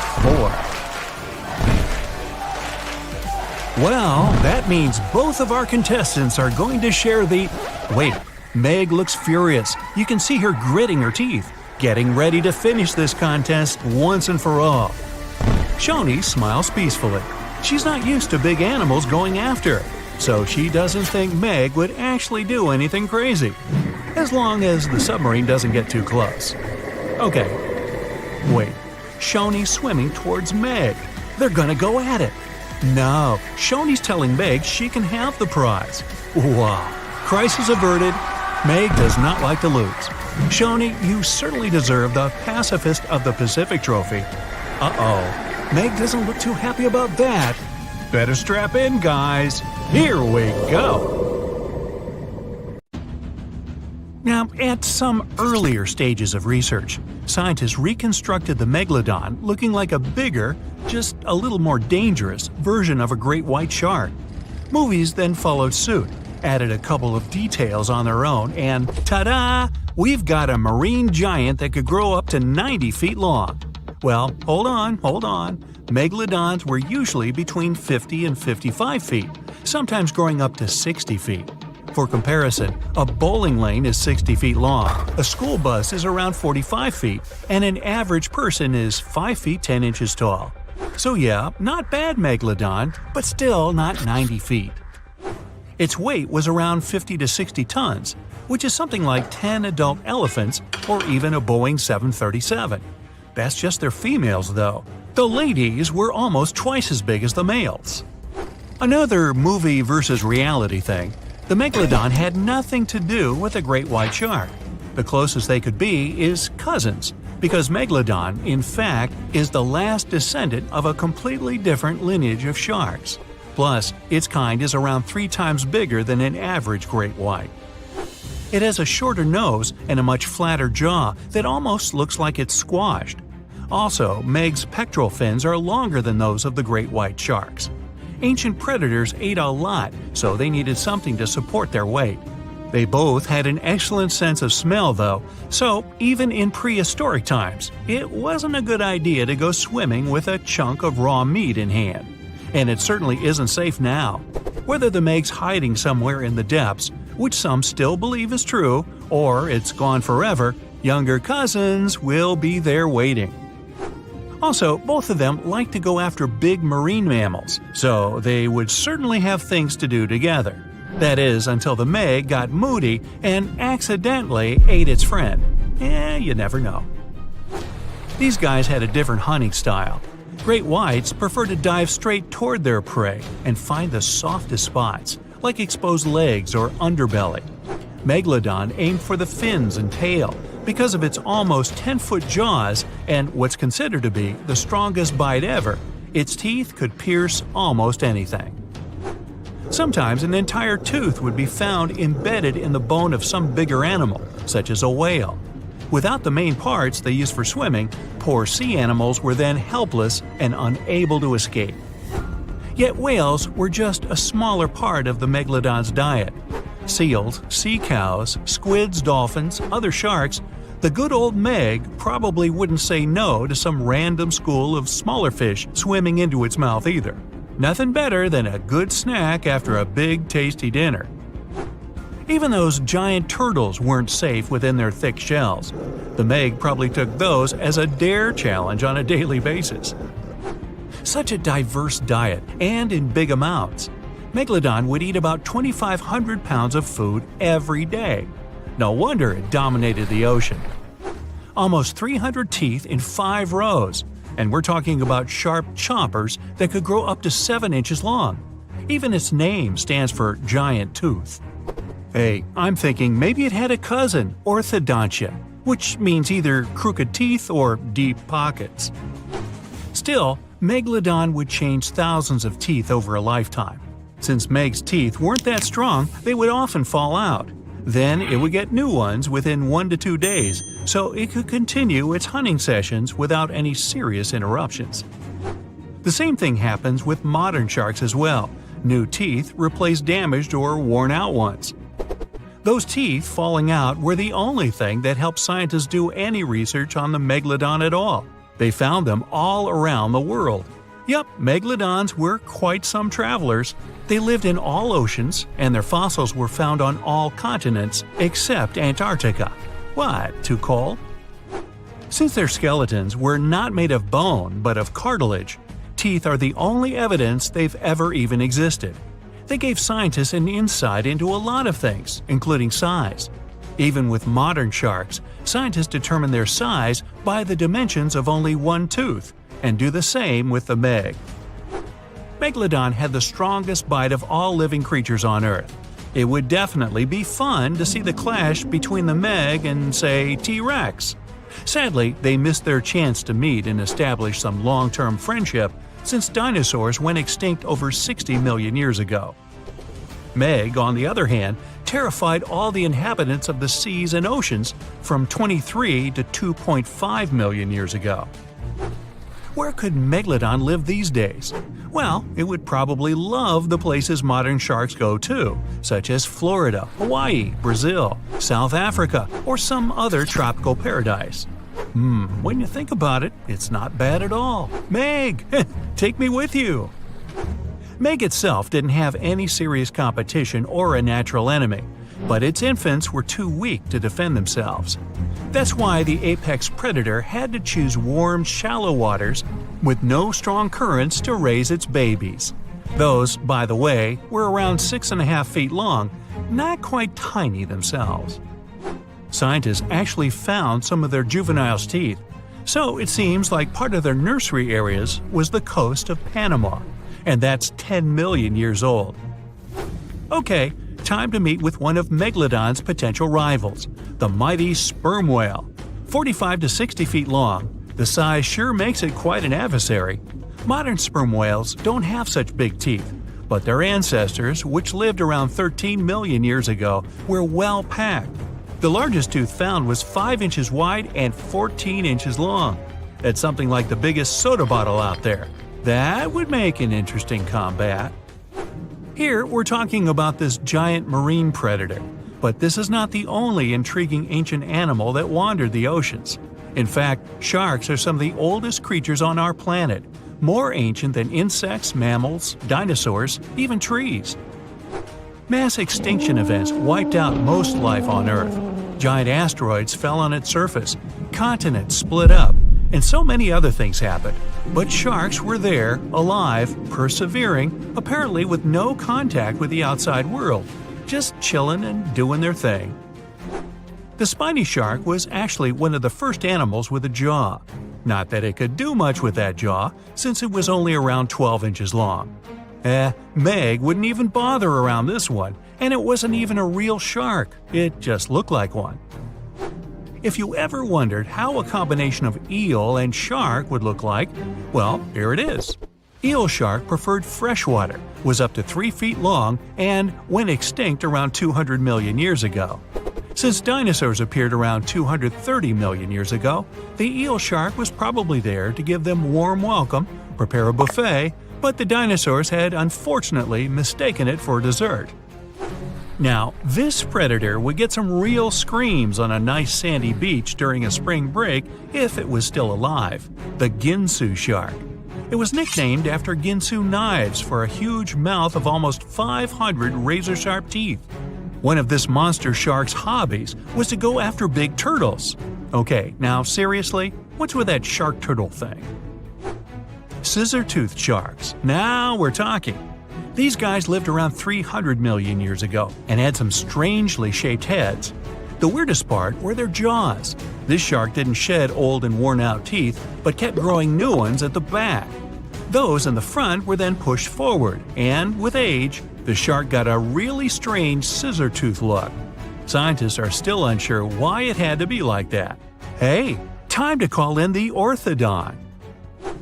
Even during the Meg's long reign, our favorite ancient predator still wasn't the only scary giant shark in town. For instance, I can't pronounce its name, so I'll just call it Mr. C. Unfortunately, not enough of its fossils were found to get more information, but some research says it had teeth more than 5 inches long. That also implies it could probably grow to be 20 feet long. Oh, and if it only left just a couple more teeth around, I guess the Meg wouldn't be the only movie star from those times. So close, C, so close. Well, hey there! We dive back in time and into the oceans over 500 million years ago, just, because we can. Whoa! Watch out! It's not Megalodon or giant sea reptiles you need to look out for here. It's a bizarre, unearthly-looking creature called Anomalocaris. The name means unlike any other shrimp, and I think you'll agree, it looks like a nightmarish cross between a shrimp and a modern-day centipede. 2 tentacles protruding from its face, each lined with razor-sharp teeth. Oh yeah, and this thing was about the size of your leg. With a wave-like movement of the flaps on each side of its body, it was graceful for a terrifying creature. It was also more advanced than any other life on this planet at the time. Especially those huge eyes. You have only one lens in each of yours. This giant shrimp had 16,000. That's 4 times more than a common housefly. And you know how good their vision is, good enough to dodge that swatter every time. All this allowed Annie to become one of the first animals on this planet to feed on others. Yep, here it is, Earth's first hunter. Its favorite meal? Trilobites. Hey, try a bite. Those are the ancient ancestors of crabs. Some of their fossils have marks on them in the same shape as the monster shrimp's mouthparts. Terrors of the past like this got to be so giant thanks to more oxygen in the atmosphere. A perfect example of this, Meganeuropsis. Imagine a dragonfly. Now make it as big as a cat, and with a wingspan longer than your arm. Megan, the monster-sized dragonfly, could easily grab other insects or even small animals, and she ruled the air with quick movements.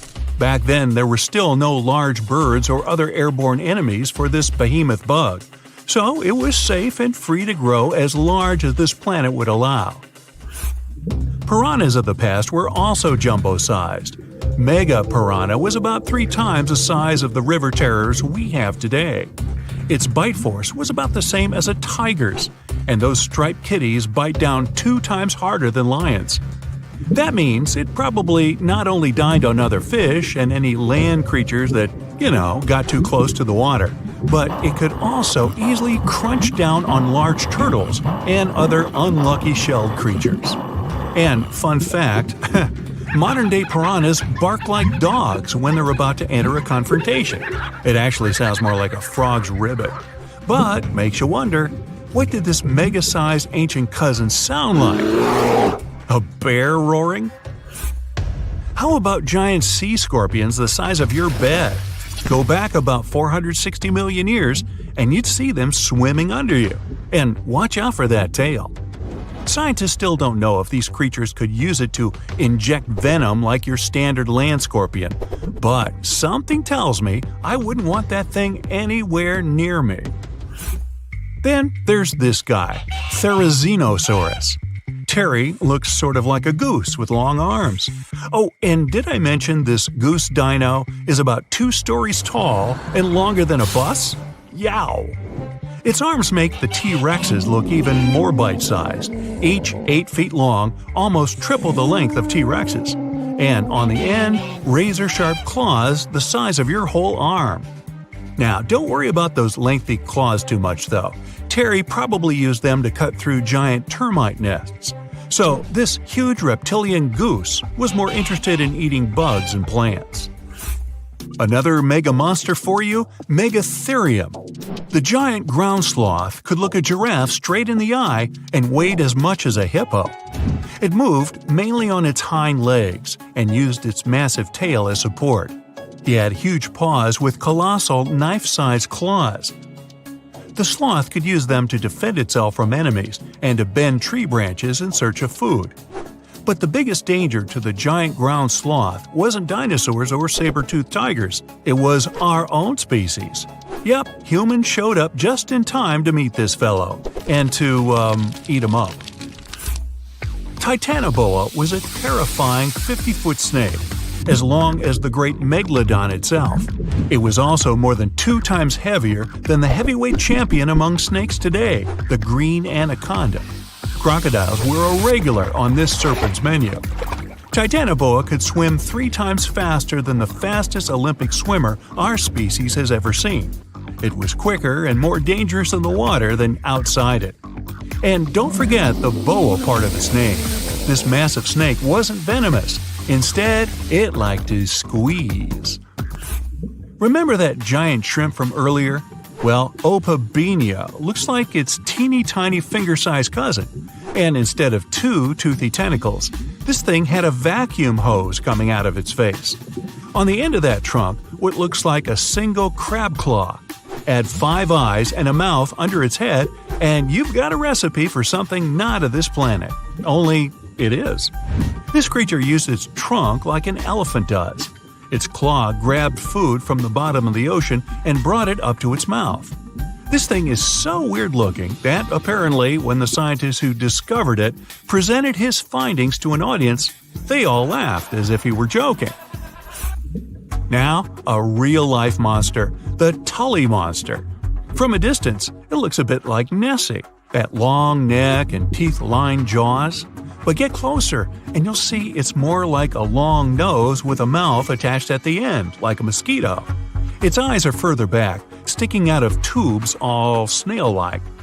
Tully was an ancient mollusk, about the size of your forearm. It probably dined on jellyfish and shrimp 300 million years ago. Thylacus smilus will put a smile on your face as long as you don't get too close. No, it's not a relative of the saber-toothed tiger.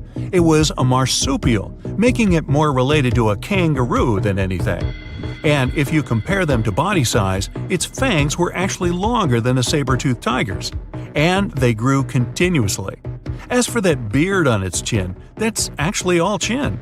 The lower jawbone grew down to a point under the mouth. Those fangs were rooted to the skull, going way back to its eyes. When the mouth was closed, that bony beard protected the long, sharp teeth from breakage. Staganapolis, not to be confused with Minneapolis, might look like a big crocodile with a squished-in snout, but it was mostly harmless. Its small head and very few teeth meant the reptile didn't have much to work with when protecting itself. That's what all those armored scales were for, and no need for huge fangs or long rows of razor-sharp teeth when you're a plant eater. That beak-like tip on its nose allowed the stag to dig up plants. So, really, this reptile was more like a 10-foot scaly pig than a croc. Basilosaurus was a type of ancient whale that lived on our planet about 45 million years ago. Not quite as long as a blue whale, but this guy was still big enough to munch down on other whales and even sharks. Some people believe these monsters could still exist today. Eyewitnesses claim to have seen a giant sea dragon, and Basilosaurus fits the description. Plus, 90% of our oceans are unexplored. There's plenty of space to hide a sea monster. But scientists haven't found any fossils of this ancient whale younger than 3.7 million years. So, this myth is busted. Stegosaurus is one of the most recognizable dinosaurs that ever lived. It can easily be distinguished by those huge spikes on its tail and the bony plates on its back. It was twice as long as a giraffe and nearly 5 times heavier. But compared to its body size, it had the world's smallest brain. It was no larger than a dog's. Pelagornis had the largest wingspan of any bird ever discovered. It was twice the size of the largest bird today, the wandering albatross. Such huge wings made it hard for the bird to take off. It could only do so by jumping off cliffs. And when it finally spread its wings, this giant could only go about 40 miles per hour. The fastest bird today can reach speeds 5 times that. It was the largest fish our Earth had ever seen, and its bite was strong enough to crush a car. The largest of its teeth found was the length of a remote control. It consumed about 2,500 pounds of food a day. That's like 3,300 cans of tuna for you. The earliest megalodon fossils are from about 20 million years ago. But you won't see its skeleton, and that's because the mighty Meg had no bones. A skeleton made from bones gives most animals their body shape and strength. Sharks, though, come from the same subclass as rays, skates, and sawfish and have cartilage instead of bones. Cartilage is a tissue that is softer and more flexible than bones, but it's still tough enough to shape the body and protect the internal organs. Some areas are more flexible, since cartilage is weaker, and some, like the shark's head, are much tougher thanks to calcified cartilage. Their snouts, though, are made of really soft and flexible cartilage to work like a bumper in case of a collision with some dangers. Who knows if they'd be able to do all this with a heavy skeleton? Plus, cartilage makes their jaws more flexible, and they can open their mouths much wider than they would with a jaw made of bone. Our hero, Meg, was no exception, and it had the strongest bite of all living creatures, which was also made possible by a skeleton made of cartilage. Sharks take full advantage of their cartilage. It helps them swim and turn fast while hunting. One drawback of this type of skeleton is that it was really tricky for scientists to establish the shape and size of Meg. Normally, they would do it using fossilized bone skeletons or their parts. With Meg, they had to guess based on the teeth they found and comparisons with living relatives. A more recent 3D computer model was based partially on scans of a preserved spine discovered in the 1860s. The model showed that Meg was bigger, faster, and even hungrier than scientists had previously thought. Looks like an average megalodon was 52 feet long. That's slightly bigger than the height of the Hollywood sign and weighed 10 times as heavy as an elephant. There were also much bigger creatures. Scientists still aren't sure how the megalodon got this size. The fact that there were bigger and smaller Megs probably has to do with a little something called Bergmann's rule.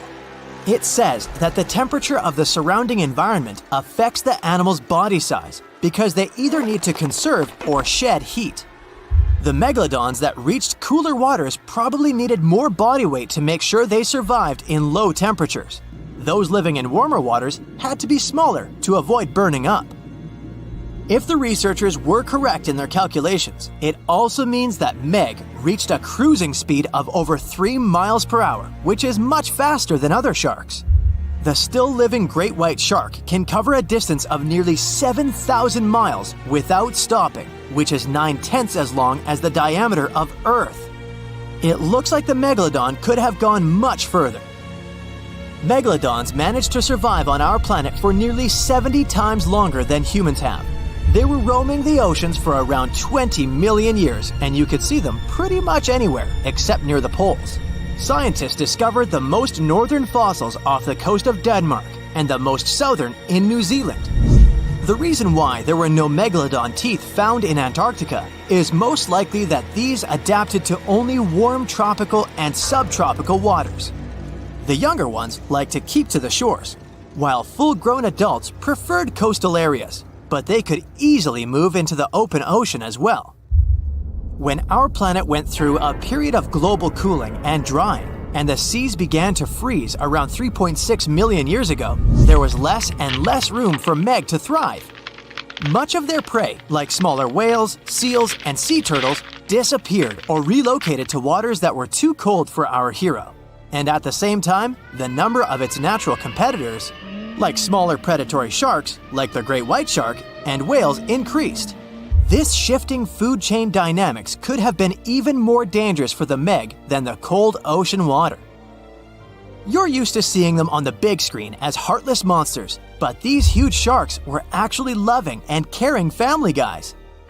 Scientists discovered several megalodon nursery areas in Florida, Maryland, Panama, and off the coast of Spain.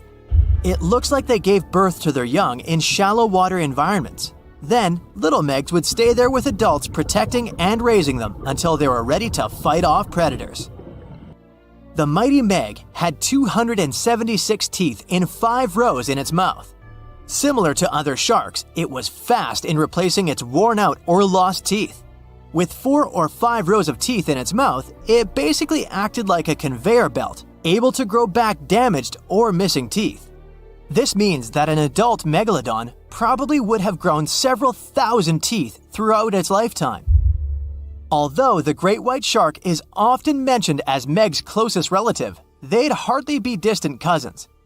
The ancestors of today's great white existed at the same time as the Meg, but they weren't best friends and even rivaled each other.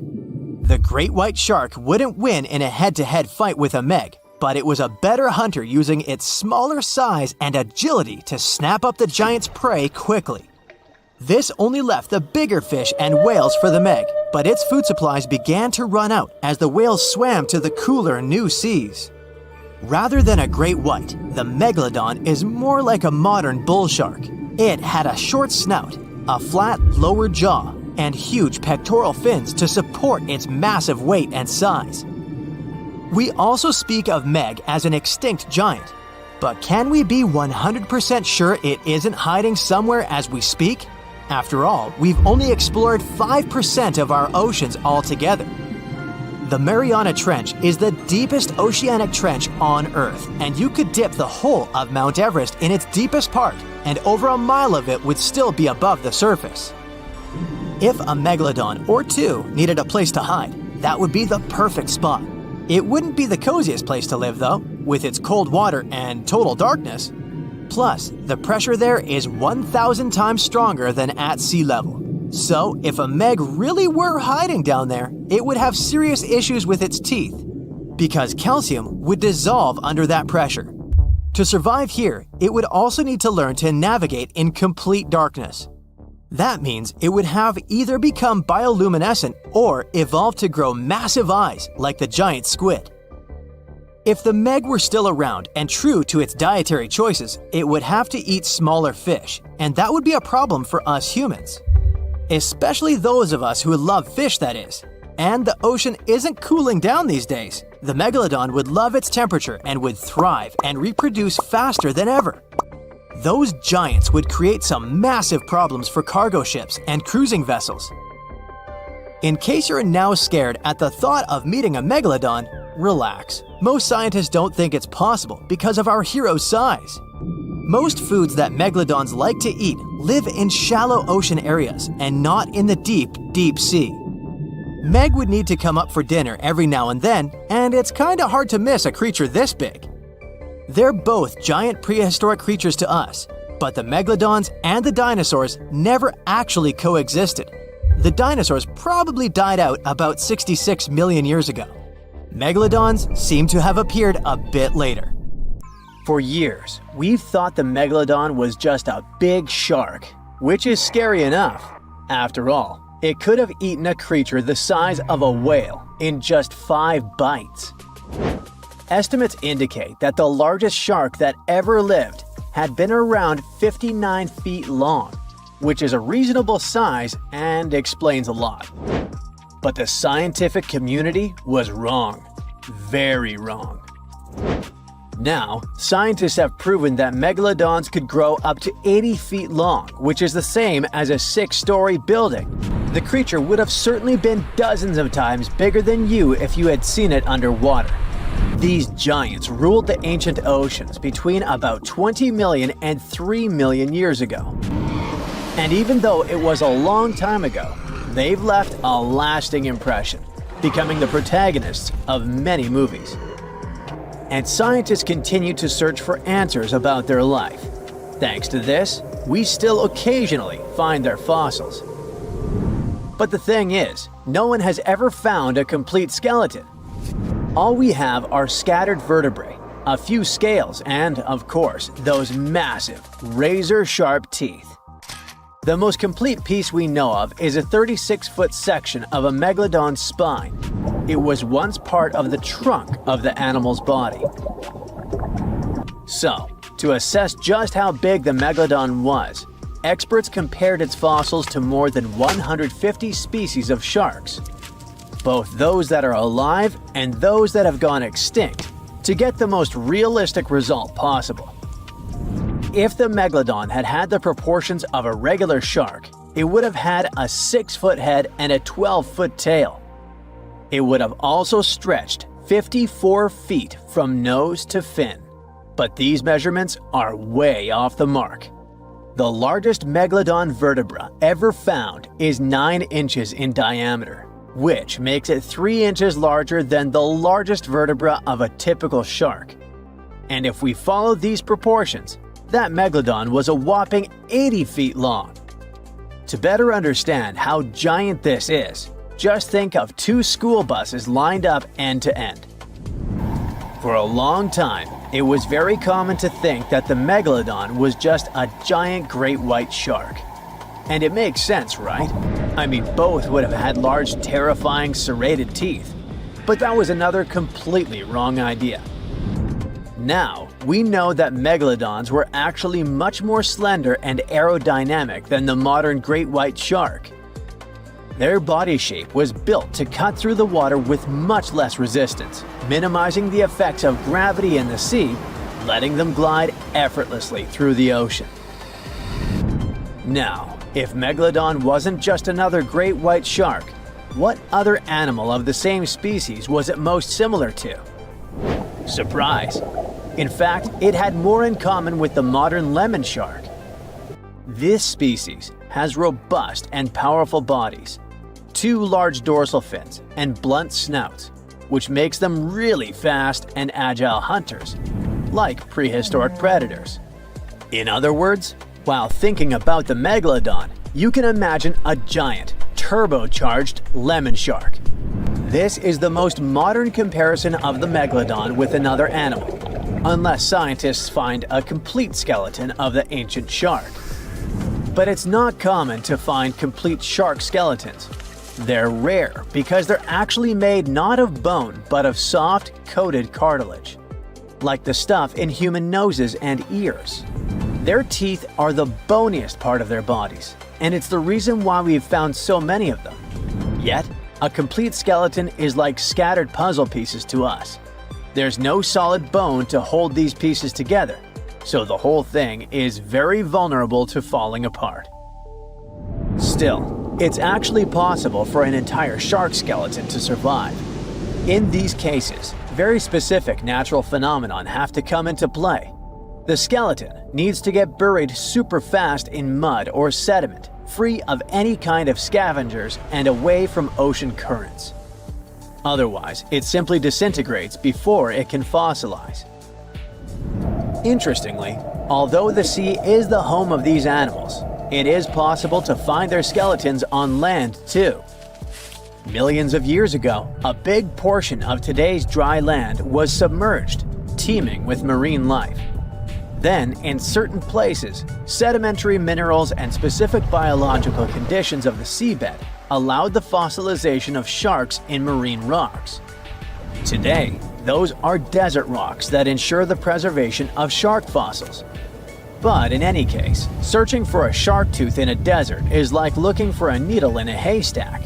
But finding an entire fossilized skeleton embedded in a rock is like hitting the jackpot. Another unexpected discovery is that these prehistoric sharks were not born small and cute like regular baby sharks. A newborn megalodon could reach almost 13 feet in length. That's more than twice the height of the average human. Imagine a shark the size of a boat from the moment it's born. Now, although we don't have all the information about the giant of the seas, it's a fact that it's one of the most famous animals in pop culture worldwide. Not only has it inspired several movies, but some people also insist that the megalodon is still alive. Scientists say it's not.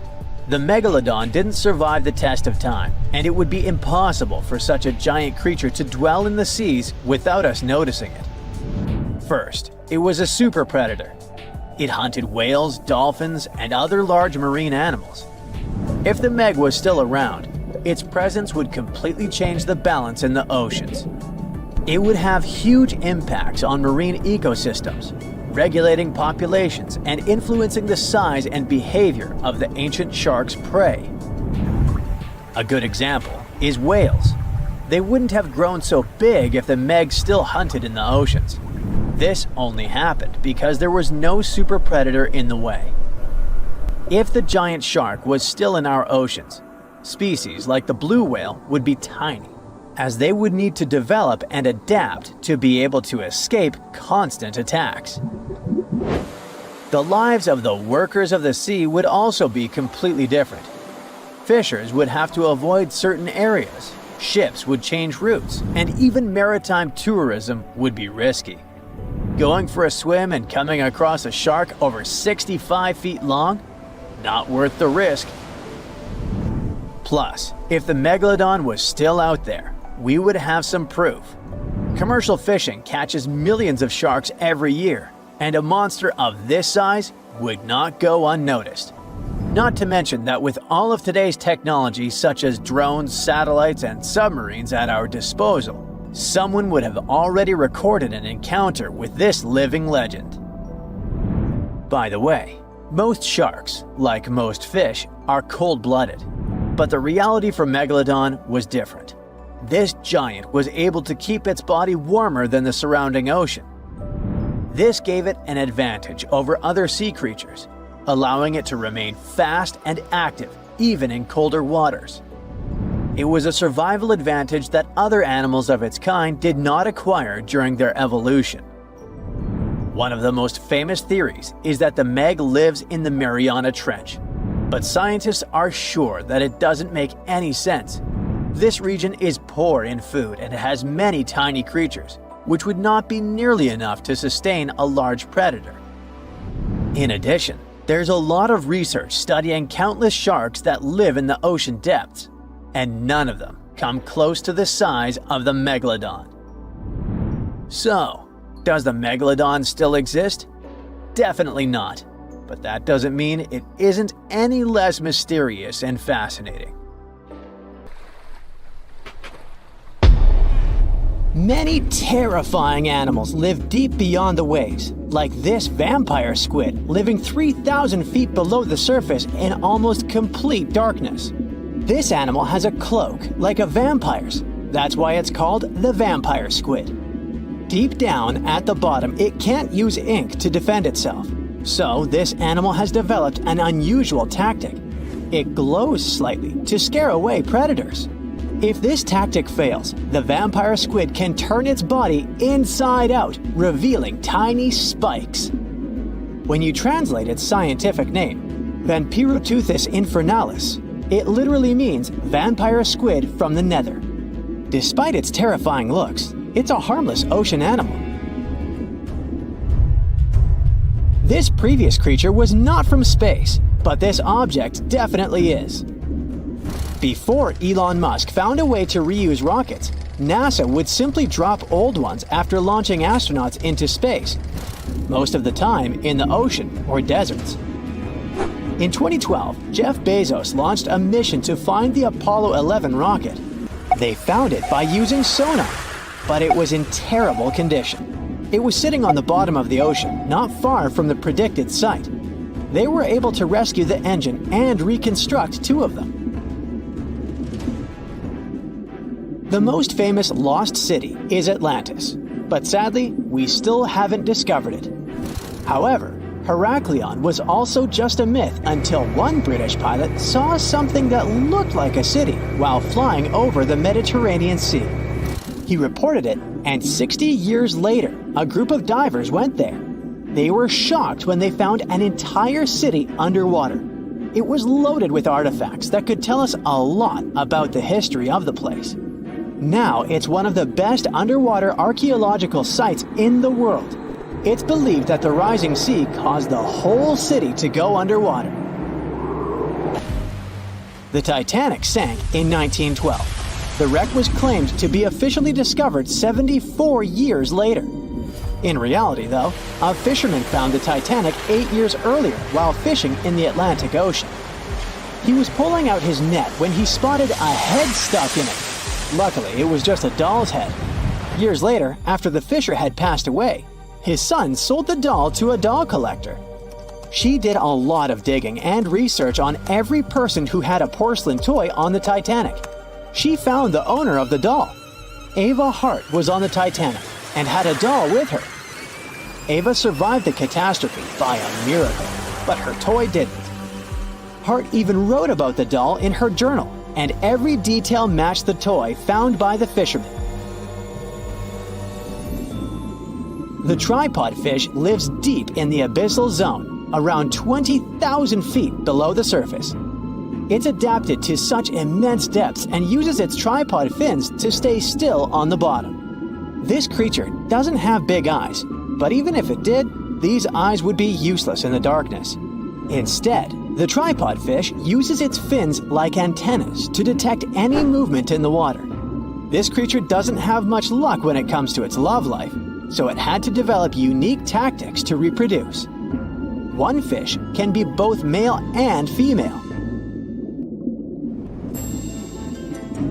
The next bizarre creature is the lizardfish. It has tons of razor-sharp teeth, a huge mouth, and really big eyes, which it uses for hunting. All this makes the animal look freaky. The lizardfish lives at depths of around 11,000 feet in the midnight zone, where there is zero light. This freak of nature basically eats everything it can fit inside its mouth, from small fish to other lizardfish. On the other hand, When they see other reptile fish, they probably fall in love instead, because finding mates at those depths is not an easy task. Like the tripod fish, the lizardfish can be both male and female at the same time. When you think of a river, you usually picture it on land. Still, nature is quite unpredictable, and it created a river flowing under the ocean in California. It's running at a depth of around 2 miles. This river has everything that an ordinary river has: sunken logs, trees, and rocks. And despite its uniqueness, it's not the only one in the world. There are also others in the Amazon and Greenland. A terrifying creature was discovered near Angola's coast by a remote operating vehicle. It looks like it doesn't have a head or a body. It was sitting at a depth of around 4,350 feet below the surface. After doing research, scientists concluded it wasn't anything from a sci-fi movie. It was just a cluster of siphonophores stuck together. In 2015, some random guy was diving in Caesarea, and something shiny caught his eye. He reached out, grabbed it, and realized it was a gold coin. After that, he examined the bottom and found out that there were many more. He reported the incident to the local authorities, and they concluded that he had found Arabic treasure. The coins were made of solid 24-karat gold and were a few thousand years old, but due to the perfect salinity and temperature, they looked brand new. The coins belonged to a ship carrying cargo. It was caught up in a storm and unfortunately sank. One of the weirdest things ever discovered was found in the Baltic Sea. It's an anomaly that looks as if it was created by a different civilization. It was discovered by Swedish researchers, and they basically had no idea what it was. They had to ask tons of other scientists for their opinions. When you look at this formation from above, it's 200 feet long and looks exactly like a fallen spaceship. It's hard to believe that it's a natural formation, but spoiler alert, it's totally made by nature because the Baltic Sea has gone through many erosions throughout history. Most likely, the bizarre formation is the result of these processes. A group of divers in Madagascar were shocked when they found this 7-foot monstrosity of a knife on the seafloor. The speculation started immediately, and many said that the knife was from some giants that had fought megalodons and lived on Earth thousands and thousands of years ago. That could make a nice story, but the knife is most likely a movie prop that was lost at sea. One of the ocean's most bizarre animals is the frilled shark. It's believed that this fish is the reason for all those sea serpent stories that sea explorers of the past wrote about. These animals live pretty deep in the ocean, but sometimes they can be seen in shallow waters. It's super rare, but possible. The frilled shark has a big mouth sporting around 300 teeth. It also has a long body that looks like a lizard's, and it is truly a unique species of shark.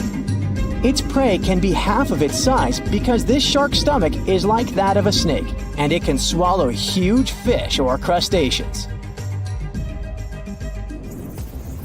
Spotting a few worms in your garden is no big deal, but after seeing a 26-foot long one in the ocean, you will make your wetsuit a little wetter. This worm is super rare, and it's completely harmless to humans. It's actually not a giant worm. It's a cluster of zooids that are stuck together in a worm-shaped formation. They usually only eat plankton, bacteria, and other tiny things that can be found in the ocean. Probably the scariest thing in the ocean that is 100% real is the magna pinna, which can be found at crazy depths of 20,000 feet below the surface. This monster looks like an underwater Slender Man, but it's just a squid with really long tentacles that can reach a terrifying size of 8 feet. This guy has only been seen a few times, and basically, we don't know much about this creature so far. The Meg, aka Megalodon, roamed the oceans long after dinosaurs were wiped out by the Great Meteorite. It was one of the largest and most dangerous hunters that have ever lived on Earth. as well as the biggest shark. But then, about 3.6 million years ago, the last of its kind disappeared from our planet, leaving only huge teeth for modern archaeologists to keep finding. There are a few theories about why it could have happened, but scientists might have found the true reason. The megalodon, which means big tooth, was the largest shark ever to exist. It reportedly lived around 20 to 3.6 million years ago and was truly enormous. Its bite was more powerful than that of a T-Rex, and likely any other powerful predator that has ever roamed this planet. It's probably not surprising, since this marine creature had extremely strong jaws that could span from 9 to 10 feet wide. That's enough to swallow 2 grown-up people side by side. The jaws were also lined with 276 teeth, and they reached 7 inches in length. That's as long as a small hedgehog. Once these teeth got worn down, the shark got rid of them and grew new ones. Such large sedated teeth helped the Meg to eat meat easily. The shark itself could grow up to 59 feet long. That's twice the length of a London double-decker bus. The animal was also pretty heavy. While a fully grown T-Rex weighed about 8 tons, the weight of a large megalodon could be more than 30 tons. With no competitors, the enormous shark was the real king of the oceans. It hunted other sharks, large fish, and even whales. Then why did such a magnificent creature disappear from the face of the earth? The previous theories mentioned the great white shark. The megalodon is usually described as some gigantic version of this marine animal. And this is a common mistake made because most people think these creatures were related. But in reality, the Meg looked more like a modern bull shark. Its snout was snout, its lower jaw was rather flat, and long and massive pectoral fins supported the animal's weight. But what's more important, the ancestors of today's great whites existed at the same time as the megalodon. Now, with great size comes great clumsiness. And although the Meg was huge and powerful, it was also not as nimble as smaller and quicker great white sharks. Great whites could have rivaled a megalodon for food, and were often more successful hunters thanks to their agility. They couldn't fight the Meg openly, but were fast enough to steal its food. So according to this theory, the only food left for the megalodon were whales and equally big marine animals. Grown-up Megs could easily catch such beasts, but their offspring were much smaller and more vulnerable than their parents. Could smaller sharks have used this to their advantage? Maybe while megasharks were still little, they became a meal for great whites, as well as bull and tiger sharks. Even at those times, a great white shark could reach the length of 20 feet, while a megalodon kid was definitely smaller. But even if there had been no open confrontation between young megalodons and smaller grown-up sharks, Meg kids wouldn't have been able to find food for themselves to grow to adulthood. The reason is the same. The population of other sharks was growing, and they were rivaling each other and the Meg for convenient food. The more great whites and other sharks appeared in the oceans, the less food remained for young monster sharks. Eventually, they probably starved. But it's just one of the theories that try to explain why the Meg went extinct, and here's another one. A new study has shown that the Meg was most likely a warm-blooded predator able to regulate its body temperature, and that might have been the reason why this species disappeared with time. Scientists analyzed isotopes of the tooth enamel of the megalodon and concluded that the animal could easily maintain a body temperature that was around 13 degrees F warmer than the temperature of the surrounding water.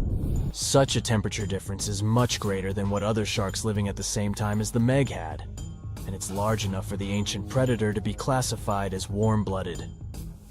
These days, most fish are cold-blooded. Their body temperature is the same as the surrounding water. But some sharks, like mackerel sharks, keep the temperature of all parts of their bodies a bit warmer than the surrounding water. But it doesn't make them completely warm-blooded because they simply store heat generated by their muscles. And in mammals, body temperature is regulated by a special region of the brain called the hypothalamus. Anyway, the Meg's warmer body allowed the animal to move faster, deal with cold water better, and spread out all over the world. But eventually, it might have led to a disaster. The megalodon lived during the Pliocene epoch, pronunciation. It began approximately 5.3 million years ago and finished 2.5 million years ago. During that period, global cooling occurred. It also caused the changes in sea level, which the megalodon probably didn't survive. The main problem for the predator was to maintain an energy level allowing its body temperature to remain elevated. But to do it, the animal had to eat a lot, and I mean it. but it was a challenging task in a time of changing marine ecosystems and while competing with newcomers, such as the great white shark. If this theory is true, then the amount of energy the Meg had to use to remain warm could have contributed to its extinction. This new information is very important to us. It shows that many marine predators in modern oceans might be experiencing the effects of ongoing climate change too. By the way, have you heard that there have been several cases when people were sure they had seen the Meg? Or at least some similar extremely large monsters. And these sightings happened relatively recently. For example, in July 1916, the New Jersey coast of the US was terrified by a series of shark attacks. They happened during an oppressive heat wave when hundreds of beachgoers tried to find shelter from the heat near the water. People described the culprit that had caused all that havoc as a giant shark, much bigger than any regular one. Since then, scientists have been debating which shark species was involved in those accidents. The most popular guesses have been the bull shark and the great white. A picture of a huge shark roaming the Pacific Ocean not far from Guadalupe Island appeared in 1999. The creature was nicknamed Deep Blue. It could be distinguished from others by a wavy pattern separating its gray back and white belly. But even though some people claimed it could be the infamous megalodon, experts came to the conclusion it was a female white shark, the largest ever seen. The average length of a male white shark is 11 to 13 feet. Females are bigger, up to 15 or 16 feet, but Deep Blue reached more than 20 feet in length. No wonder people were confused. For the last time, Deep Blue was spotted in 2013 near the western coast of Mexico's Baja California. But look, there's another jumbo shark, and you can meet it in any part of the world. The largest specimens can reach 40 feet long and weigh about 5 or even 6 tons. Could it be, if not the megalodon itself, but one of its relatives? Again, a wrong guess. That's the basking shark. This animal prefers subpolar seas, with temperatures not higher than 58 degrees F. Even though some of these animals do migrate to warmer places. Like whale sharks, basking sharks are harmless and don't attack snorkelers or divers. These creatures have loads of small teeth, but they don't use them when feeding. Instead, they swim with their huge mouths open and swallow plankton. A grown-up basking shark can filter nearly 2,000 tons of water per hour.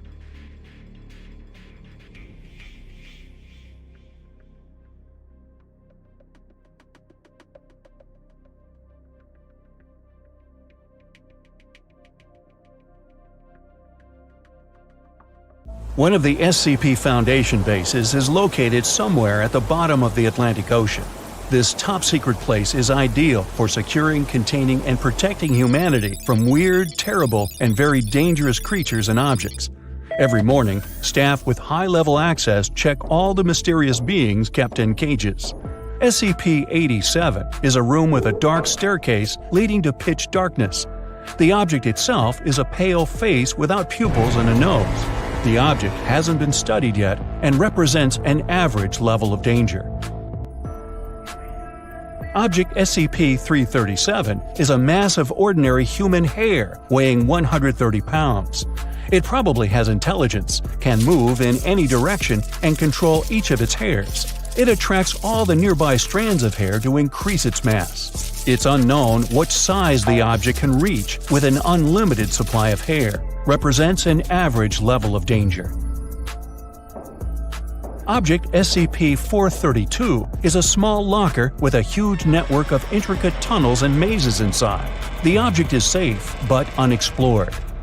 Object SCP-682 is a colossal reptile the size of a bus that can transform its body. It's practically invulnerable, can regenerate, resist any damage, and adapt to any danger. It has intelligence and doesn't like people. The object is extremely dangerous and still unexplored. Stop. Wait a minute. Where is Object SCP-682? Its cell is empty. Oh no, it's escaped! Hit the alarm! The huge reptile that cannot be destroyed is lurking somewhere in the waters of the Atlantic Ocean. It's grown fins and gills to feel comfortable underwater. It's heading to the mainland for one purpose: to enjoy its freedom and scare people. 10 submarines and 20 cruisers begin patrolling the area using high-precision echolocation technologies. The reptile couldn't have gone far. A signal appears on one of the radars. Some huge object is floating toward the ship at great speed. But it's not SCP-682. It's something much bigger. Ah, this is Meg, short for the Megalodon, a giant ancient shark. Usually they were the size of a train car, but this shark is enormous, like a Boeing airliner. Ships and submarines have disturbed this ancient monster.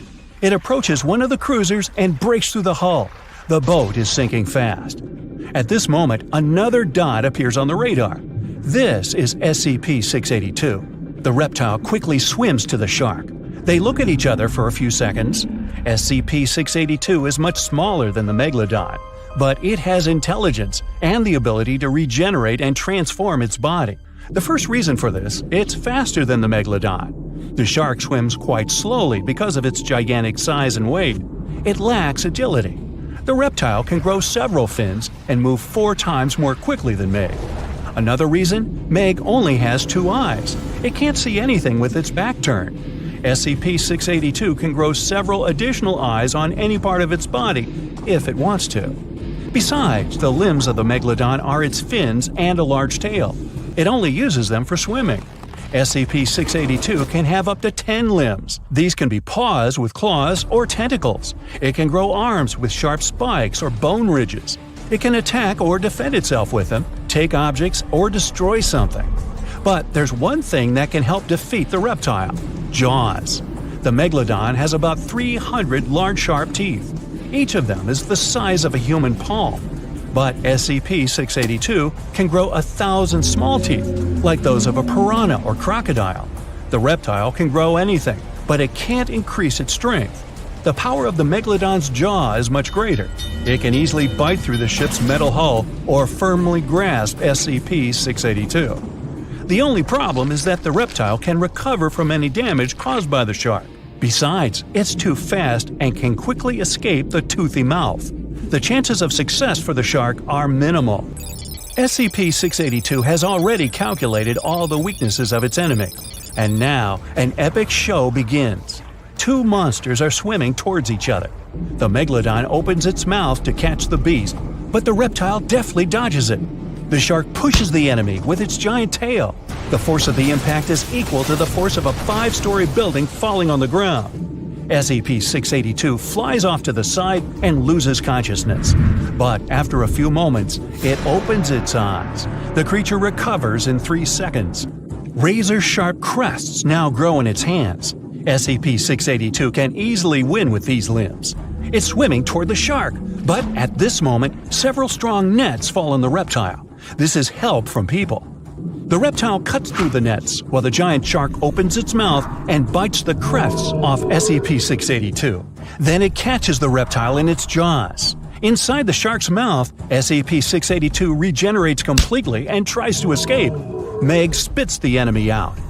The reptile grows large bone maces on its hands.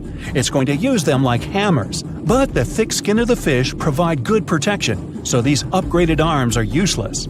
The shark just doesn't feel anything. It twists and tries to catch SCP-682 in its jaws once more, but the reptile quickly swims away. SCP-682 realizes it won't defeat Meg in open combat, so it shrinks to the size of a small salmon. The shark loses sight of the enemy. At this point, SCP-682 swims inside the opponent's mouth and gets into its stomach. The shark starts to panic. It starts thrashing around and spinning. Something is happening inside its body. Then the Megalodon spits out SCP-682 and slowly sinks to the seabed. Meg is defeated. SCP-682 has won. It was obvious. People throw nets on SCP-682, but it cuts them into tiny threads. It climbs onto one of the ships and smashes the vessel. People run away and jump into the water. SCP-682 hits the deck of the ship. The monster wants to move on to the next boat, but notices several big fins in the water. A few dots appear on the radar. These are 5 Megalodons. They're swimming here to avenge their friend. SCP-682 jumps back into the water. Sharks surround it from all sides. They take turns trying to catch it. The reptile manages to dodge the first, second, and third one. The 4th shark finally grabs it. SCP-682 covers itself with stone scales. The 5th Meg bites the reptile from the other side, But SCP-682 doesn't feel the bite. Its skin is strong enough to resist the shark's teeth. But still, it decides to change its strategy. The monster then makes itself tiny and flat to slip out of the megalodon's jaws. Then it grows a hard shell and hides inside it like a turtle. Sharks can't chew through the shield. They toss SCP-682 in different directions like a ball. Sharp thorns begin to grow out of the shell. They scratch sharks' noses. They can't do anything. Right at this moment, a round bathyscaphe gets lowered into the water. It moves up to the hidden reptile and opens the door. The water gets inside along with the monster. SCP-682 can't go anywhere. It's inside a high-strength carbon steel chamber. It tries to break out, but it's pointless. Sharks are not satisfied with this. They want revenge. One of them bites through the cable of the bathyscaphe. It sinks to the seabed and hits the reef. The sharks tear through the material, and SCP-682 manages to get out. The megalodons attack the reptile, but it uses its sharp spikes to scare them away. Then SCP-682 becomes furious. Sharks swim away from it. The monster has won again. At this moment, a powerful earthquake begins. The seabed cracks, and a giant tentacle climbs out of a huge crevice. It seems that SCP-682 has a new opponent, and this is a kraken. The reptile is about to defeat this monster too. But this story is for another video. It was one of the biggest creatures ever to roam the Earth. It was longer than your average school bus and could easily weigh more than 10 elephants combined. But where did it live? How did it end up having this size? And most importantly, why is it extinct nowadays? Let's find out. The megalodon was the largest predator ever known in our planet's history. In terms of its location, the megalodon lived practically in all waters on our globe, except near the poles. The reason why there were no megalodon teeth found in Antarctica is probably that the gigantic creature adapted to only warm tropical and subtropical waters. The younger ones liked to keep to the shores, while full-grown adults preferred coastal areas, but they could easily move into the open ocean as well. How do we know the megalodon was so widely spread? We can only presume, based on the fact that they discovered the most northern fossils off the coast of Denmark and the most southern in New Zealand. The discussion of how the megalodon got this size is still open in the scientific community. They recently found out that not all the specimens from this fascinating species reach the same huge size. This has to do with a little something called the Bergmann's Rule, which says that the temperature of the surrounding environment affects the animal's body size because they either need to conserve or shed heat. The megalodons that reach cooler waters probably needed more body weight to make sure they survived in low temperatures. On the contrary, those living in warmer waters had to be smaller to avoid burning up. But what did this enormous fish look like? Most modern depictions show the megalodon resembling an enormous great white shark. But well, it seems it may not necessarily be correct. The megalodon likely had a much shorter nose and a flatter jaw that looked almost squashed when compared with a great white shark. It also seems to have something in common with the modern blue shark: extra-long pectoral fins. They needed these to support their weight and size while navigating the planet's waters. Lastly, the lady megalodons, seem to have been about twice as large as the gentlemen. As for their offspring, even a small megalodon was enormous, at least 6.5 feet from nose to tail. How do we know that? Because specialists have stumbled upon megalodon nursery habitats in Panama, Maryland, the Canary Islands, and Florida. Even the piles of used diapers were enormous. Nah, not really. Surely the scariest aspect of the megalodon's looks was its mouth. I mean, think about it. Megalodon had whales for dinner, so it obviously needed to open its mouth wide enough. Scientists have estimated that its jaw would span a mind-boggling size, 9 by 11 feet wide. Just to paint you a better picture, that means it could have easily gulped down 2 adult people side by side. Wait, which 2 adults? Those impressive jaws also feature 276 teeth. Based on modern reconstructions of the force of its bite, it looks like it may have been one of the most, if not the most, powerful animals of prey ever to exist. For comparison, humans can have a bite force of around 1,300 newtons. Today, great white sharks have been estimated to be able to bite down with a force of over 18,000 newtons. The megalodon tops all the records, with an estimated power of bite up to 10 times greater than that. It could basically crush a car with very little effort. Its teeth were also pretty amazing. Similar to sharks, the megalodon was fast in replacing its broken or worn teeth. With 4 or 5 rows of teeth in its mouth, it basically acted like a conveyor belt, growing back damaged or missing teeth within about 48 hours. This means that an adult megalodon probably would have grown several thousand teeth throughout its lifetime. It was nice of them to do that, though, since it's probably one of the reasons why megalodon teeth are so common in fossil records, and we're able to study them properly. To maintain its impressive physique, the megalodon had to eat somewhere around 2,500 pounds of food per day. Can't wrap your head around that? Well, it was the equivalent of 1¼ cows per day to survive. It's like if you had to eat 3,300 cans of tuna every day. I've used the word megalodon a lot, but have I mentioned where it comes from? When translated from Greek, it means giant tooth. Ah, those clever Greeks. However, this giant shark's full scientific name is a bit more complicated: Carcharocles megalodon. But are these gigantic predators actually extinct? We tend to believe so, but let's be honest for a second. We've come to know more about the surface of Mars than the depths of our oceans. Like, we've only explored 15% of our oceans altogether. Who knows what may be lying out there in the deep? Maybe some ancient predators? The Mariana Trench is the deepest oceanic trench on Earth. The Challenger Deep, its deepest part, is so deep that you could dip the whole of Mount Everest in there and it would still be over a mile above the surface. That's deep. If a megalodon or two ever needed a place to crash, that would be a discreet enough location. However, the Mariana Trench is not a particularly comfy place to be in. Because it's cold and steeped in total darkness and all. The temperatures here are around 36 degrees Fahrenheit all year round. And to top it all off, the pressure is 1,000 times stronger than at sea level. So it's safe to assume that if any megalodon is hiding in here, its teeth and bones might not be looking so good. Because of the intense pressure here in the Mariana Trench, proteins and calcium start to dissolve and disintegrate.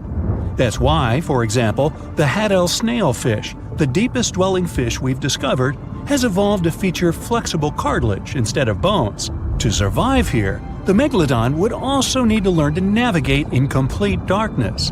That means it would have to either become luminescent or evolve to grow massive eyes like the giant squid. While it may sound like an intriguing and good idea for a movie script, most scientists don't think it's possible. Why?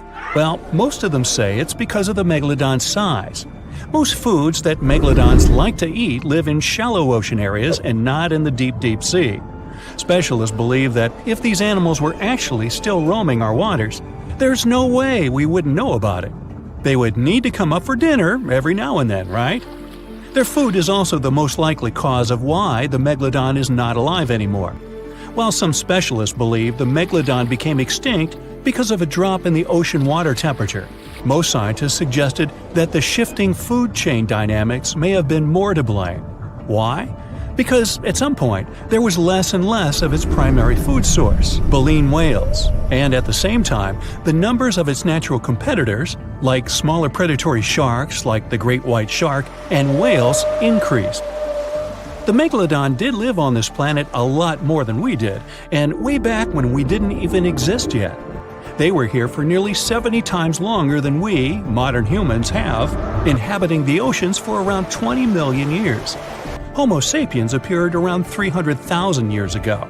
The megalodon managed to survive for so long mostly because of its unbeatable size. I mean, they can make a meal out of almost everything in the sea at the time. We may think about both of them as prehistoric creatures, but the megalodons and the dinosaurs never coexisted on Earth. The dinosaurs probably died out about 66 million years ago. Megalodons seem to have appeared a bit later.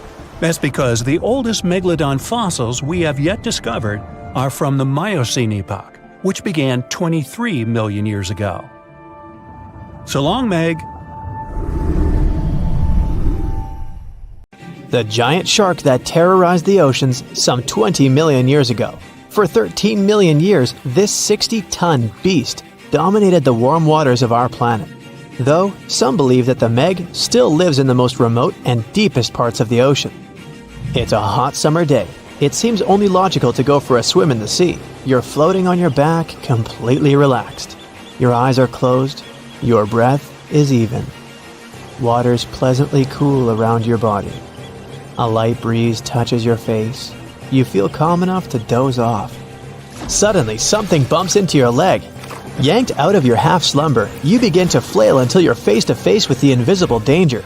Luckily, all you spot is a couple of easily recognizable fins and cute smiley snouts. Phew, just dolphins. Guess you're lucky to meet them in the wild. These amazing creatures are so close, you can touch them. You've heard people say dolphins' skin feels rubbery, but to your mind, it's more like the inner part of a hard-boiled egg. One of the animals is so close to you that its salty smell fills your nostrils. You know, though, that dolphins don't have sweat glands. It means they don't sweat and are pretty much odorless. The smell you sense comes from the water they swim in. The largest and most ferocious predator to ever haunt the oceans, the megalodon shark dominated the seas for centuries before coming extinct millions of years ago. However, scientists managed to discover very few remnants of the giant shark. Everything we know about the great beast we've learned thanks to fossils of its giant teeth, which are just about the size of the average human hand. A megalodon skeleton has never been discovered. Shark skeletons are made mostly of cartilage, meaning that they decompose quickly. Luckily, sharks continuously shed and regrow teeth throughout their lives. One shark can go through 40,000 teeth in a single lifetime. Scientists have managed to study different types of shark species based on their teeth alone. The megalodon shark had around 276 teeth. When they fell out, those teeth landed in the seabed where they stayed for millions of years, fossilizing. Scientists found those teeth, and they're the only real record we have of the megalodon's existence.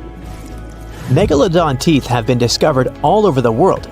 It means that unlike other marine animals of its time, the megalodon was intercontinental. Even today, most sharks and marine animals tend to stick to one sea or ocean. The megalodon shark swam freely around the world, moving between tropical and subtropical waters. Megalodon teeth have been found in every continent apart from the freezing cold waters of Antarctica. When a megalodon makes a starring appearance in a movie or TV show, it's portrayed to look like a giant version of a great white shark. Scientists previously believed that the megalodon and the great white shark both descended from one common ancestor. Still, it's not true. In fact, it's more likely that the megalodon was the arch-enemy of the great white shark's ancestor, the broad-toothed mako shark. That means megalodon wouldn't have looked so similar to the great white after all. In reality, the megalodon would have a shorter nose than the great white, along with longer pectoral fins to give the giant shark a stockier and more threatening build. They both had an excellent sense of smell though, so even in prehistoric times, it wasn't a good idea to go swimming with a chunk of raw meat in hand. And it certainly isn't safe now. Whether the Meg's hiding somewhere in the depths, which some still believe is true, or it's gone forever, younger cousins will still be there waiting. Also, both of them like to go after big marine mammals, so they would certainly have things to do together. That is, until the Meg got moody and accidentally ate its friend.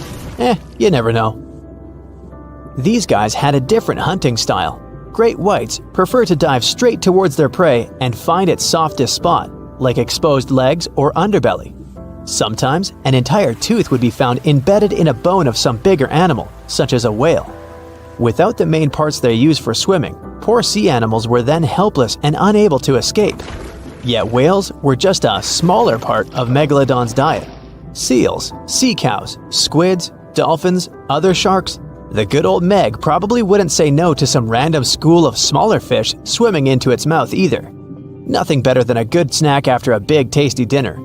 Even those giant turtles weren't safe with their thick shells. The Meg probably took them as a dare challenge on a daily basis.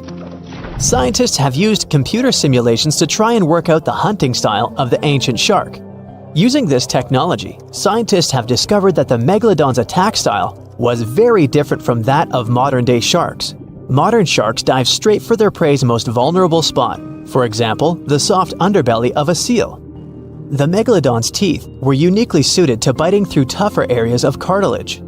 So, evidence suggests that a megalodon would first chew the tougher fins of their prey, rendering them unable to swim away before launching into their final attack. Some people believe that the megalodon is still alive today, lurking at the depths of the ocean's waters, but it's unlikely to be true.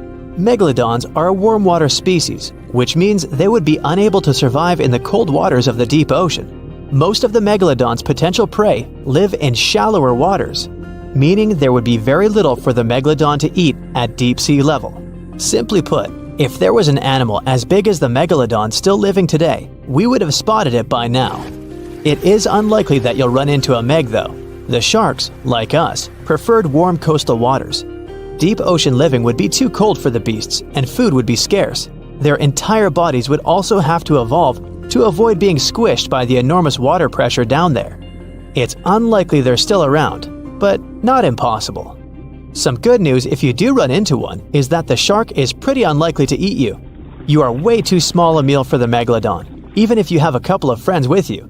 This guy eats whales that are over 50 feet long. If you're having a beach party though, it's a different story. In a beach full of swimmers, the shark very well might creep up, scooping several humans into its giant mouth without even chewing.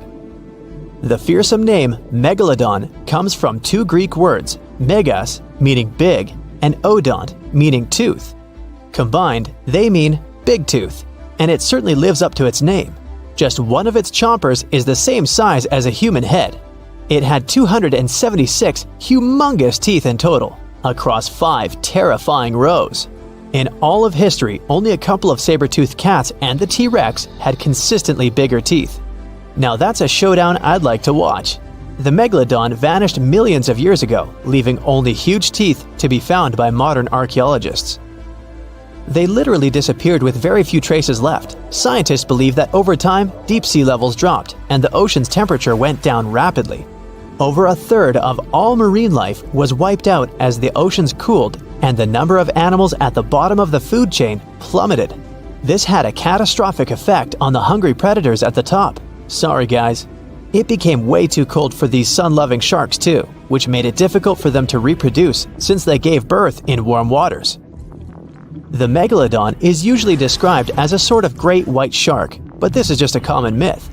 In fact, the ancestors of today's great white existed at the same time as the meg, but they weren't best buddies and were even in competition with each other. The great white shark was a better hunter using its smaller size and agility to snap up the meg's prey quickly. They were also known to eat meg pups, who were only half their size. This didn't exactly help the whole extinction thing. While a great white was no match for an adult meg in a head-to-head fight, they sure weren't scared of stealing their food.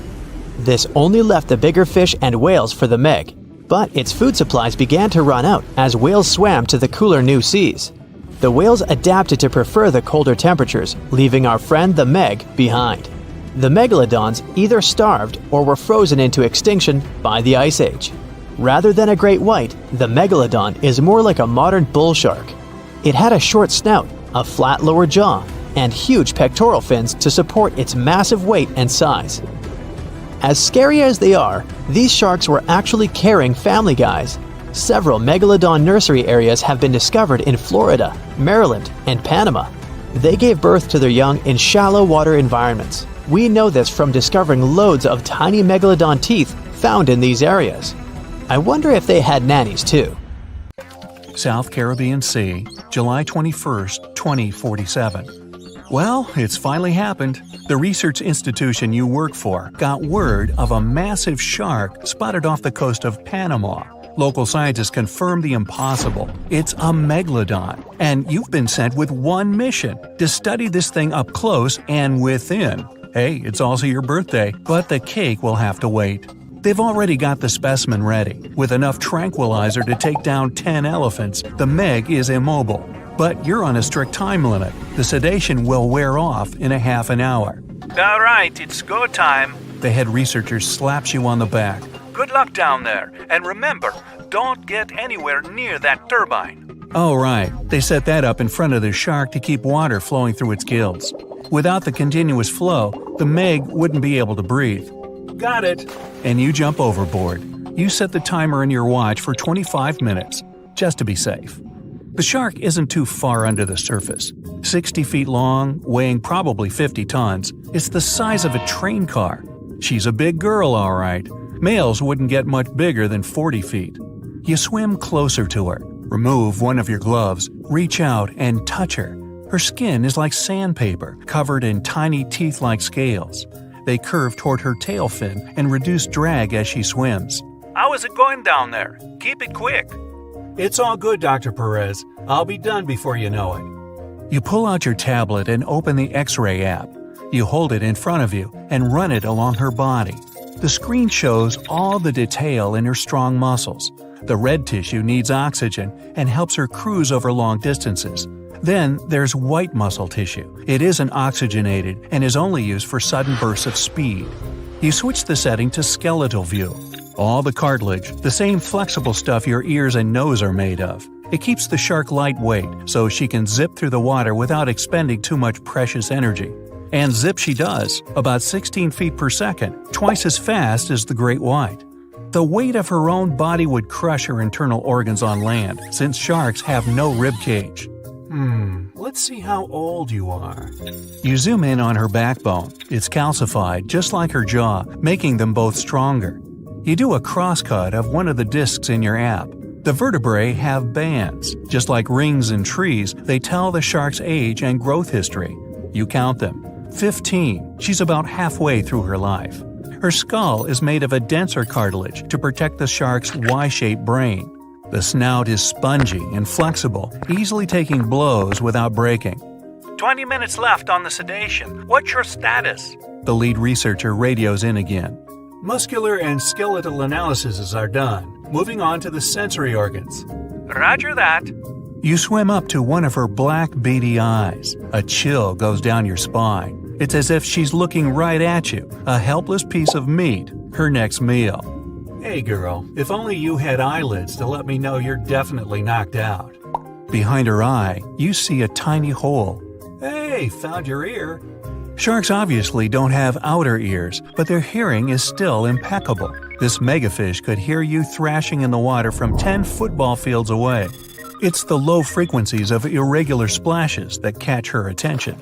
They mean one thing: wounded prey. From there, you follow her lateral line, a line of pores extending down the sides of her body. It's a special system in sharks that detects the slightest movements in the water, how far away the source is, which direction is coming from. Basically, a shark's entire body is like one giant ear. Just gonna examine your nostrils, my dear. Strictly for sniffing out prey, they don't lead to the throat and respiratory system like in humans, meaning sharks can't sneeze. The smallest hint of an odor runs into the nasal passage. Past folds of skin covered in sensory cells, they send the info to the olfactory bulb, which leads to the brain. In great whites, the nose can pick up a single drop of blood in an Olympic-sized pool. You look at your watch. 10 minutes left. You examine her gills. Water flows through them, and the gills extract oxygen from it. This is also where the body gets rid of CO2, essentially carrying out the function of lungs. But the oxygen to carbon dioxide exchange happens at the cellular level, and the blood is what transports it. You switch to circulatory view. There it is, the S-shaped heart. It's small compared to her body size and has only 2 chambers. The heart sends blood to the gills, where it picks up oxygen and moves on to the body tissues. The muscles, constantly moving and propelling the shark through the water, warm up the blood. This can only happen because the veins and arteries moving to and away from the heart are located so close to each other. Blood that's warmer than her environment and not dependent on it, unlike other fish, allows the Meg to hunt in cooler waters as well, even if she prefers warm areas. That means nothing can hide from her. Everything about her body is designed to sniff out and gobble up any prey. We're getting some fluctuations in the vitals. Come on, wrap it up. Almost done. One thing left, the thing you've been avoiding, her mouth and digestive tract. You swim up to her jaws, careful to keep your distance from the current flowing into her face. Her jaws have been propped open for better examination, and they're enormous. 10 feet across, 9 feet high, you could stand in her mouth with a friend on your shoulders. They can open up to 100 degrees, enough to fit the biggest prey out there. Large fish, whales, even other sharks. She needs 2,500 pounds of food a day, more than the average person eats in a whole year. The jaws can come down with 30,000 pounds of force, like being crushed by a car. The great white can only boast a jaw force of 4,000 pounds. Humans, a piddly 160. Ooh, and those teeth, 250 of them in 5 rows. They're razor sharp and can cut right into whale bone. The teeth are slanted back towards the throat, so nothing can escape their grip. The biggest ones are the size of your hand. Fascinated, even hypnotized, you swim a little closer, just a couple more inches, when, whoosh, the turbine's current carries you straight into her mouth. The force of the water is pushing you against the back of her throat. Your X-ray scanner shows a mouth chock full of sensory cells. Lucky for our species, sharks don't really like the taste of human, but they only realize that after an initial taste test. That's why sharks bite people, not to eat them, just to sample what's on the menu. You pull out an apple-sized metal sphere and push it into her throat. The probe makes its way through the esophagus. A shark's food chute isn't a skinny tube like ours. It's wide and barely indistinguishable from the stomach. The stomach is U-shaped and full of extremely strong acids and enzymes. Those turn whatever the shark has swallowed whole, these animals don't chew their food, into a mushy liquid. From there, the soup moves into the intestines. They're relatively short for an animal this size, but evolution came up with a clever trick to increase the surface area. The inside of the intestine is shaped in a spiral. This is so she can absorb the nutrients from her meals. Meanwhile, on board, her vitals are coming to life. Perez tries to radio you, but a jumbled message barely gets through your earpiece. Hear me? Arcing up. What?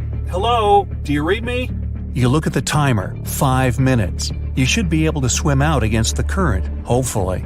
As the probe makes its way through her digestive tract, from within her mouth, you grab one more X-ray of her body cavity.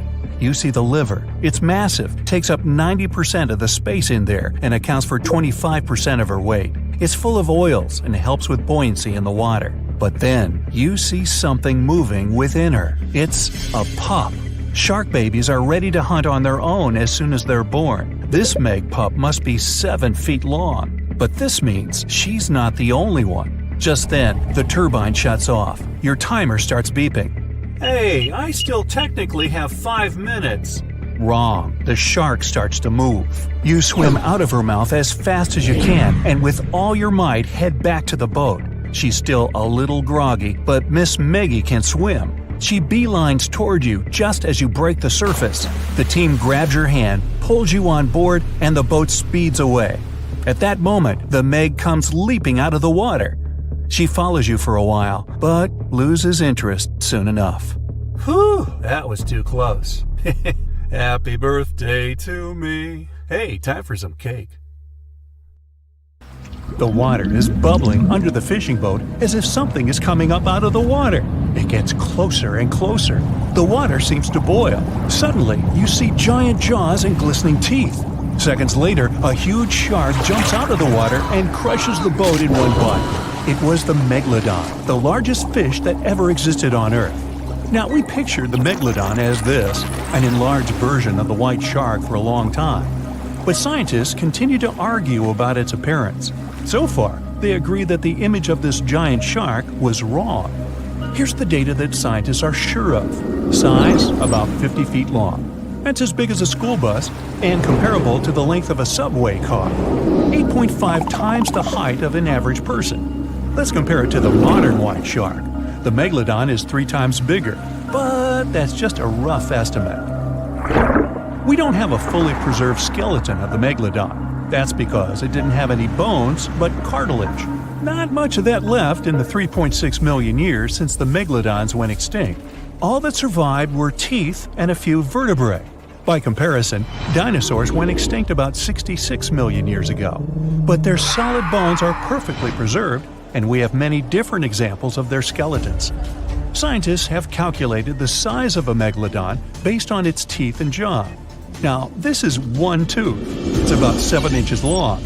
bigger than the palm of your hand, and 3 times the size of a modern white shark's teeth.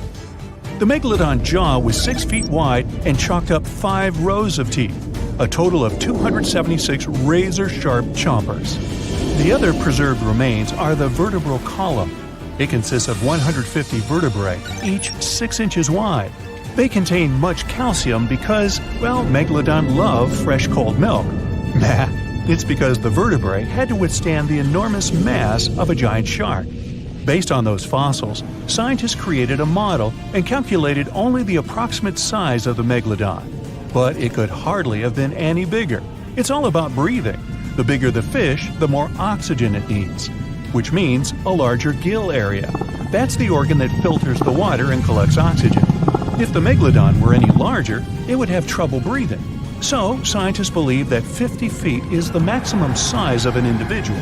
On average, they were a few feet smaller. Whew. Now, let's talk weight.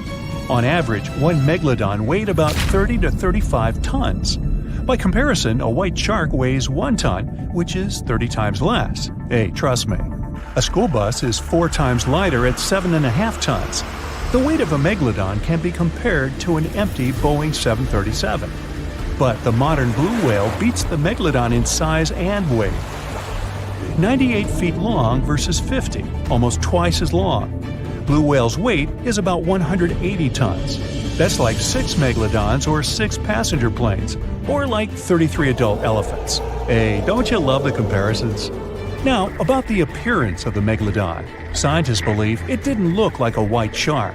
The megalodon belongs to a different fish family and most likely looked like a giant sand tiger shark. Flattened snout, small eyes. Its dorsal fin is moved backwards. The sand shark has 2 dorsal fins about the same size. The coloration is light brown with a white belly. It may have had brown-red spots like a sand shark all over its body. We used to think of the megalodon as something scary from the first finds of its fossils. That was back in the Renaissance era. People found some teeth in the rocks. At first, these teeth were thought to be the tongues of dragons or snakes. And here's the first drawing of what the owner of these teeth supposedly looked like.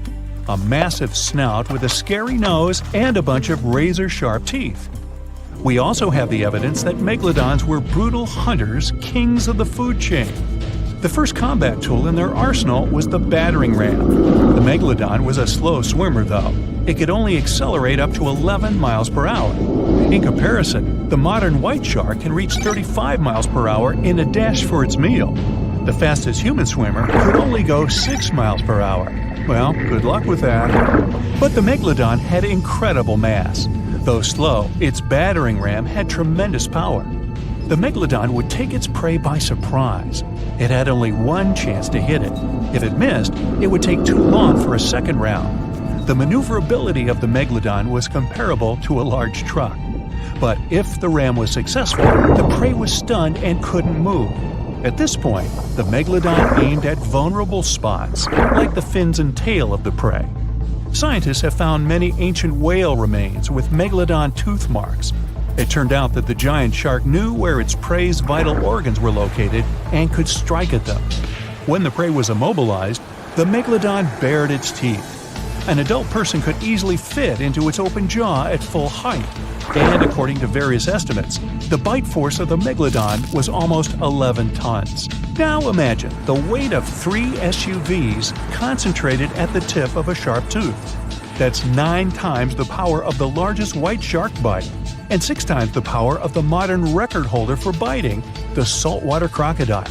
Here, look at a map of where the remains of the megalodon were found. South and North America, Europe, Asia, Australia. It was the master of all seas and was comfortable anywhere on our planet. We've even found some remains of the giant shark in freshwater sediments. Perhaps it wasn't afraid to enter rivers to hunt.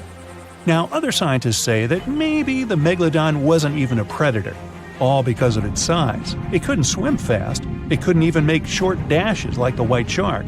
If prey tried to escape, the megalodon didn't rush into pursuit because it could never catch up with it. Another problem is the skeleton of the megalodon. The cartilage is weaker than the bones, so the musculature of the giant shark was not as massive and robust in the first place. The megalodon may even have been a scavenger and never got into fights. This is one of the reasons why ancient sharks became extinct. Megalodons like shallow, warm waters, with temperatures ranging from 53 degrees Fahrenheit. But over 3 million years ago, the climate turned colder. This deprived the megalodons of territories and plenty of food. The primitive whales that had been the main diet of the giant sharks began to disappear. Faster predators took the remnants of food. The megalodon started to starve. In evolution, a new player entered the field, the toothed whales, ancestors of the modern killer whales. They lived in packs and had bigger brains than the megalodon. So, over time, they started to compete with the megalodon. They took advantage of its clumsiness. A group of killer whales could easily win a competition against a giant shark. Many scientists believe this was the reason for the disappearance of the largest shark in the world. But there are theories that the megalodon is still alive and roaming the dark waters of our planet. Several Australian fishers have allegedly encountered a shark of incredible size, but no one can confirm these testimonies. Fans of this theory believe that giant sharks can hide in deep waters away from human eyes. In the Mariana Trench, for example, it's the deepest place on our planet. It's deeper than if you stuck Mount Everest in the water, and we've even found the teeth of a megalodon there. But science says that such a giant shark couldn't live in the Mariana Trench for many reasons. One, it's too cold. The megalodon was probably a cold-blooded fish, so it had to use the warmth of its environment to survive. But the water in the Mariana Trench is cold, about 40 degrees Fahrenheit. That's because the deeper down, the less sunlight gets in there. The second reason is pressure. Every 30 feet deep increases the pressure by 1 atmosphere. That is, at the depth of 100 feet, the water presses you 3 times harder than you would feel it at the surface. The weak muscles and cartilage of the megalodon wouldn't allow it to dive too deep into the Mariana Trench. And most importantly, food. The farther from the ocean's surface, the fewer living organisms. Megalodons used to eat primitive whales, ranging from 10 to 20 feet. Small fish only inhabit the Mariana Trench. A megalodon would never be able to catch one. And, judging by its size, all the megalodon did was eat and then look for food again. Compare its weight to that of a human. The average human should get about 2,000 calories a day with an average weight of about 180 pounds. The megalodon weighed 470 times that and needed many more calories. So, even all the fish inhabiting the Mariana Trench could hardly feed a megalodon for even a few days. So, all these theories, of course, are not true. But still, it's just smart to be careful out there. Know what I mean? The megalodon was the biggest shark to ever live. Not only that, it's one of the biggest fish and the largest predator in Earth's history. They've been known to reach lengths of up to a whopping 70 feet. That's over 3 times longer than the biggest great white shark on record. The females have also been found to be around twice the size of the males. The megalodon could swallow a small car without it even touching its teeth, if cars had been around then. Its teeth could grow to over 7 inches long. It looks like we're going to need a bigger boat, and best make it steel-plated, as this shark can easily gnaw its way through ships. The underwater terror could bite a ship clean in half, with the highest bite force ever calculated for any animal, living or extinct. The force of its ferocious bite was up to 40,000 pounds. That's around 108,000 times the strength of a human's and 10 times the force of a modern crocodile's bite. Its chomp is so strong that it makes the T-Rex's bite look about as powerful as my granny's after she's taken her dentures out. In fact, the Meg was so big and powerful that it had no natural predators. It was the uncrowned king of the seas, swimming freely from ocean to ocean. This cosmopolitan creature was found all over the world, from America to Europe and Australia to Japan, assuming there were countries back then. Meg fossils have been found on every continent except Antarctica. Everybody skips Antarctica. Science tells us that the megalodon went extinct over 3.6 million years ago. But could they still be alive at the deepest depths of the ocean? Only around 80% of the ocean has been explored, and its deepest point, the Mariana Trench, is over 7 miles down. So who knows what's lurking at the bottom? If you did manage to make it down, it is unlikely that you'll run into a meg though. The sharks, like us, preferred warmer coastal waters. Deep ocean living would be too cold for the beasts, and food would be scarce. Their entire bodies would also have to evolve to avoid being squished by the enormous water pressure down there. It's unlikely they're still around, but not impossible. Some good news, if you do run into one, is that the shark is pretty unlikely to eat you. You are way too small a meal for the megalodon, even if you have a couple of friends with you. This guy eats whales that are over 50 feet long.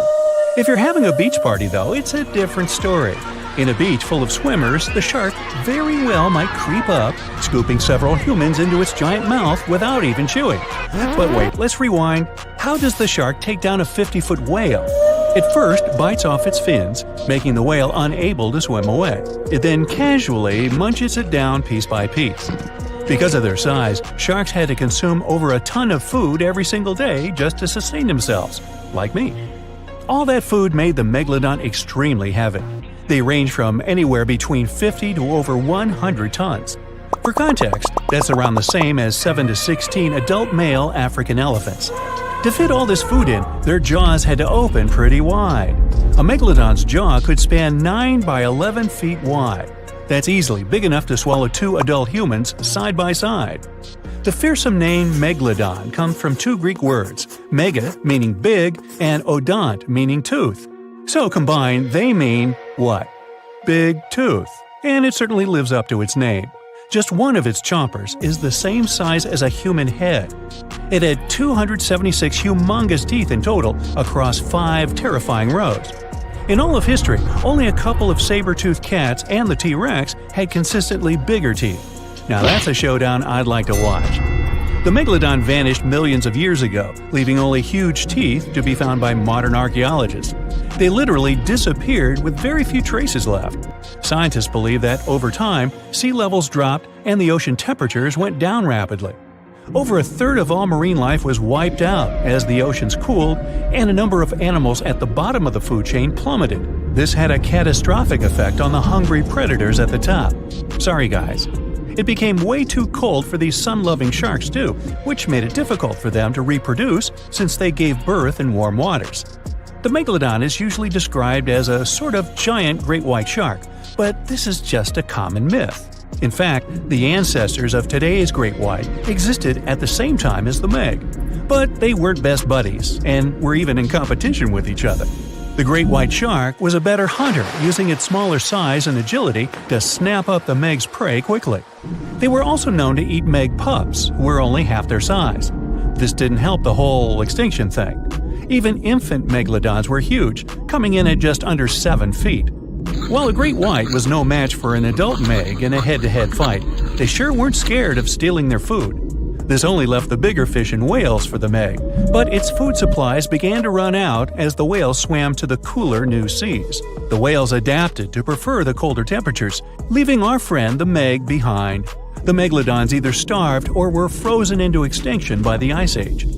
Rather than a great white, the megalodon is more like a modern bull shark.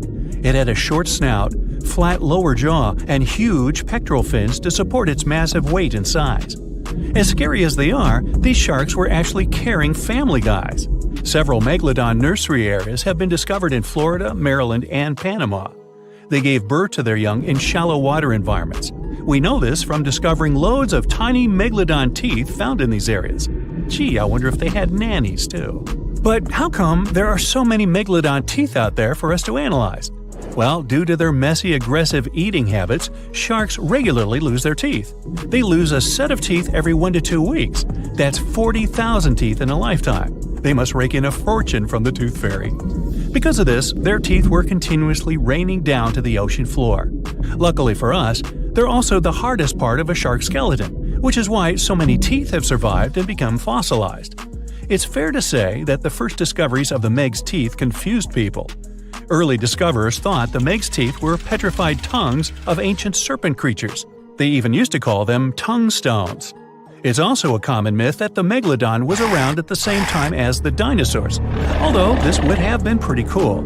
The dinosaurs were wiped out around 66 million years ago, but the megalodons came much later. The oldest make fossil is only around 23 million years old, but it's tricky to pinpoint the exact date. After all, calendars weren't invented yet. They became extinct way before humans even evolved. The earliest Homo sapiens, which is a fancy name for the first humans, emerged about 2.5 million years ago.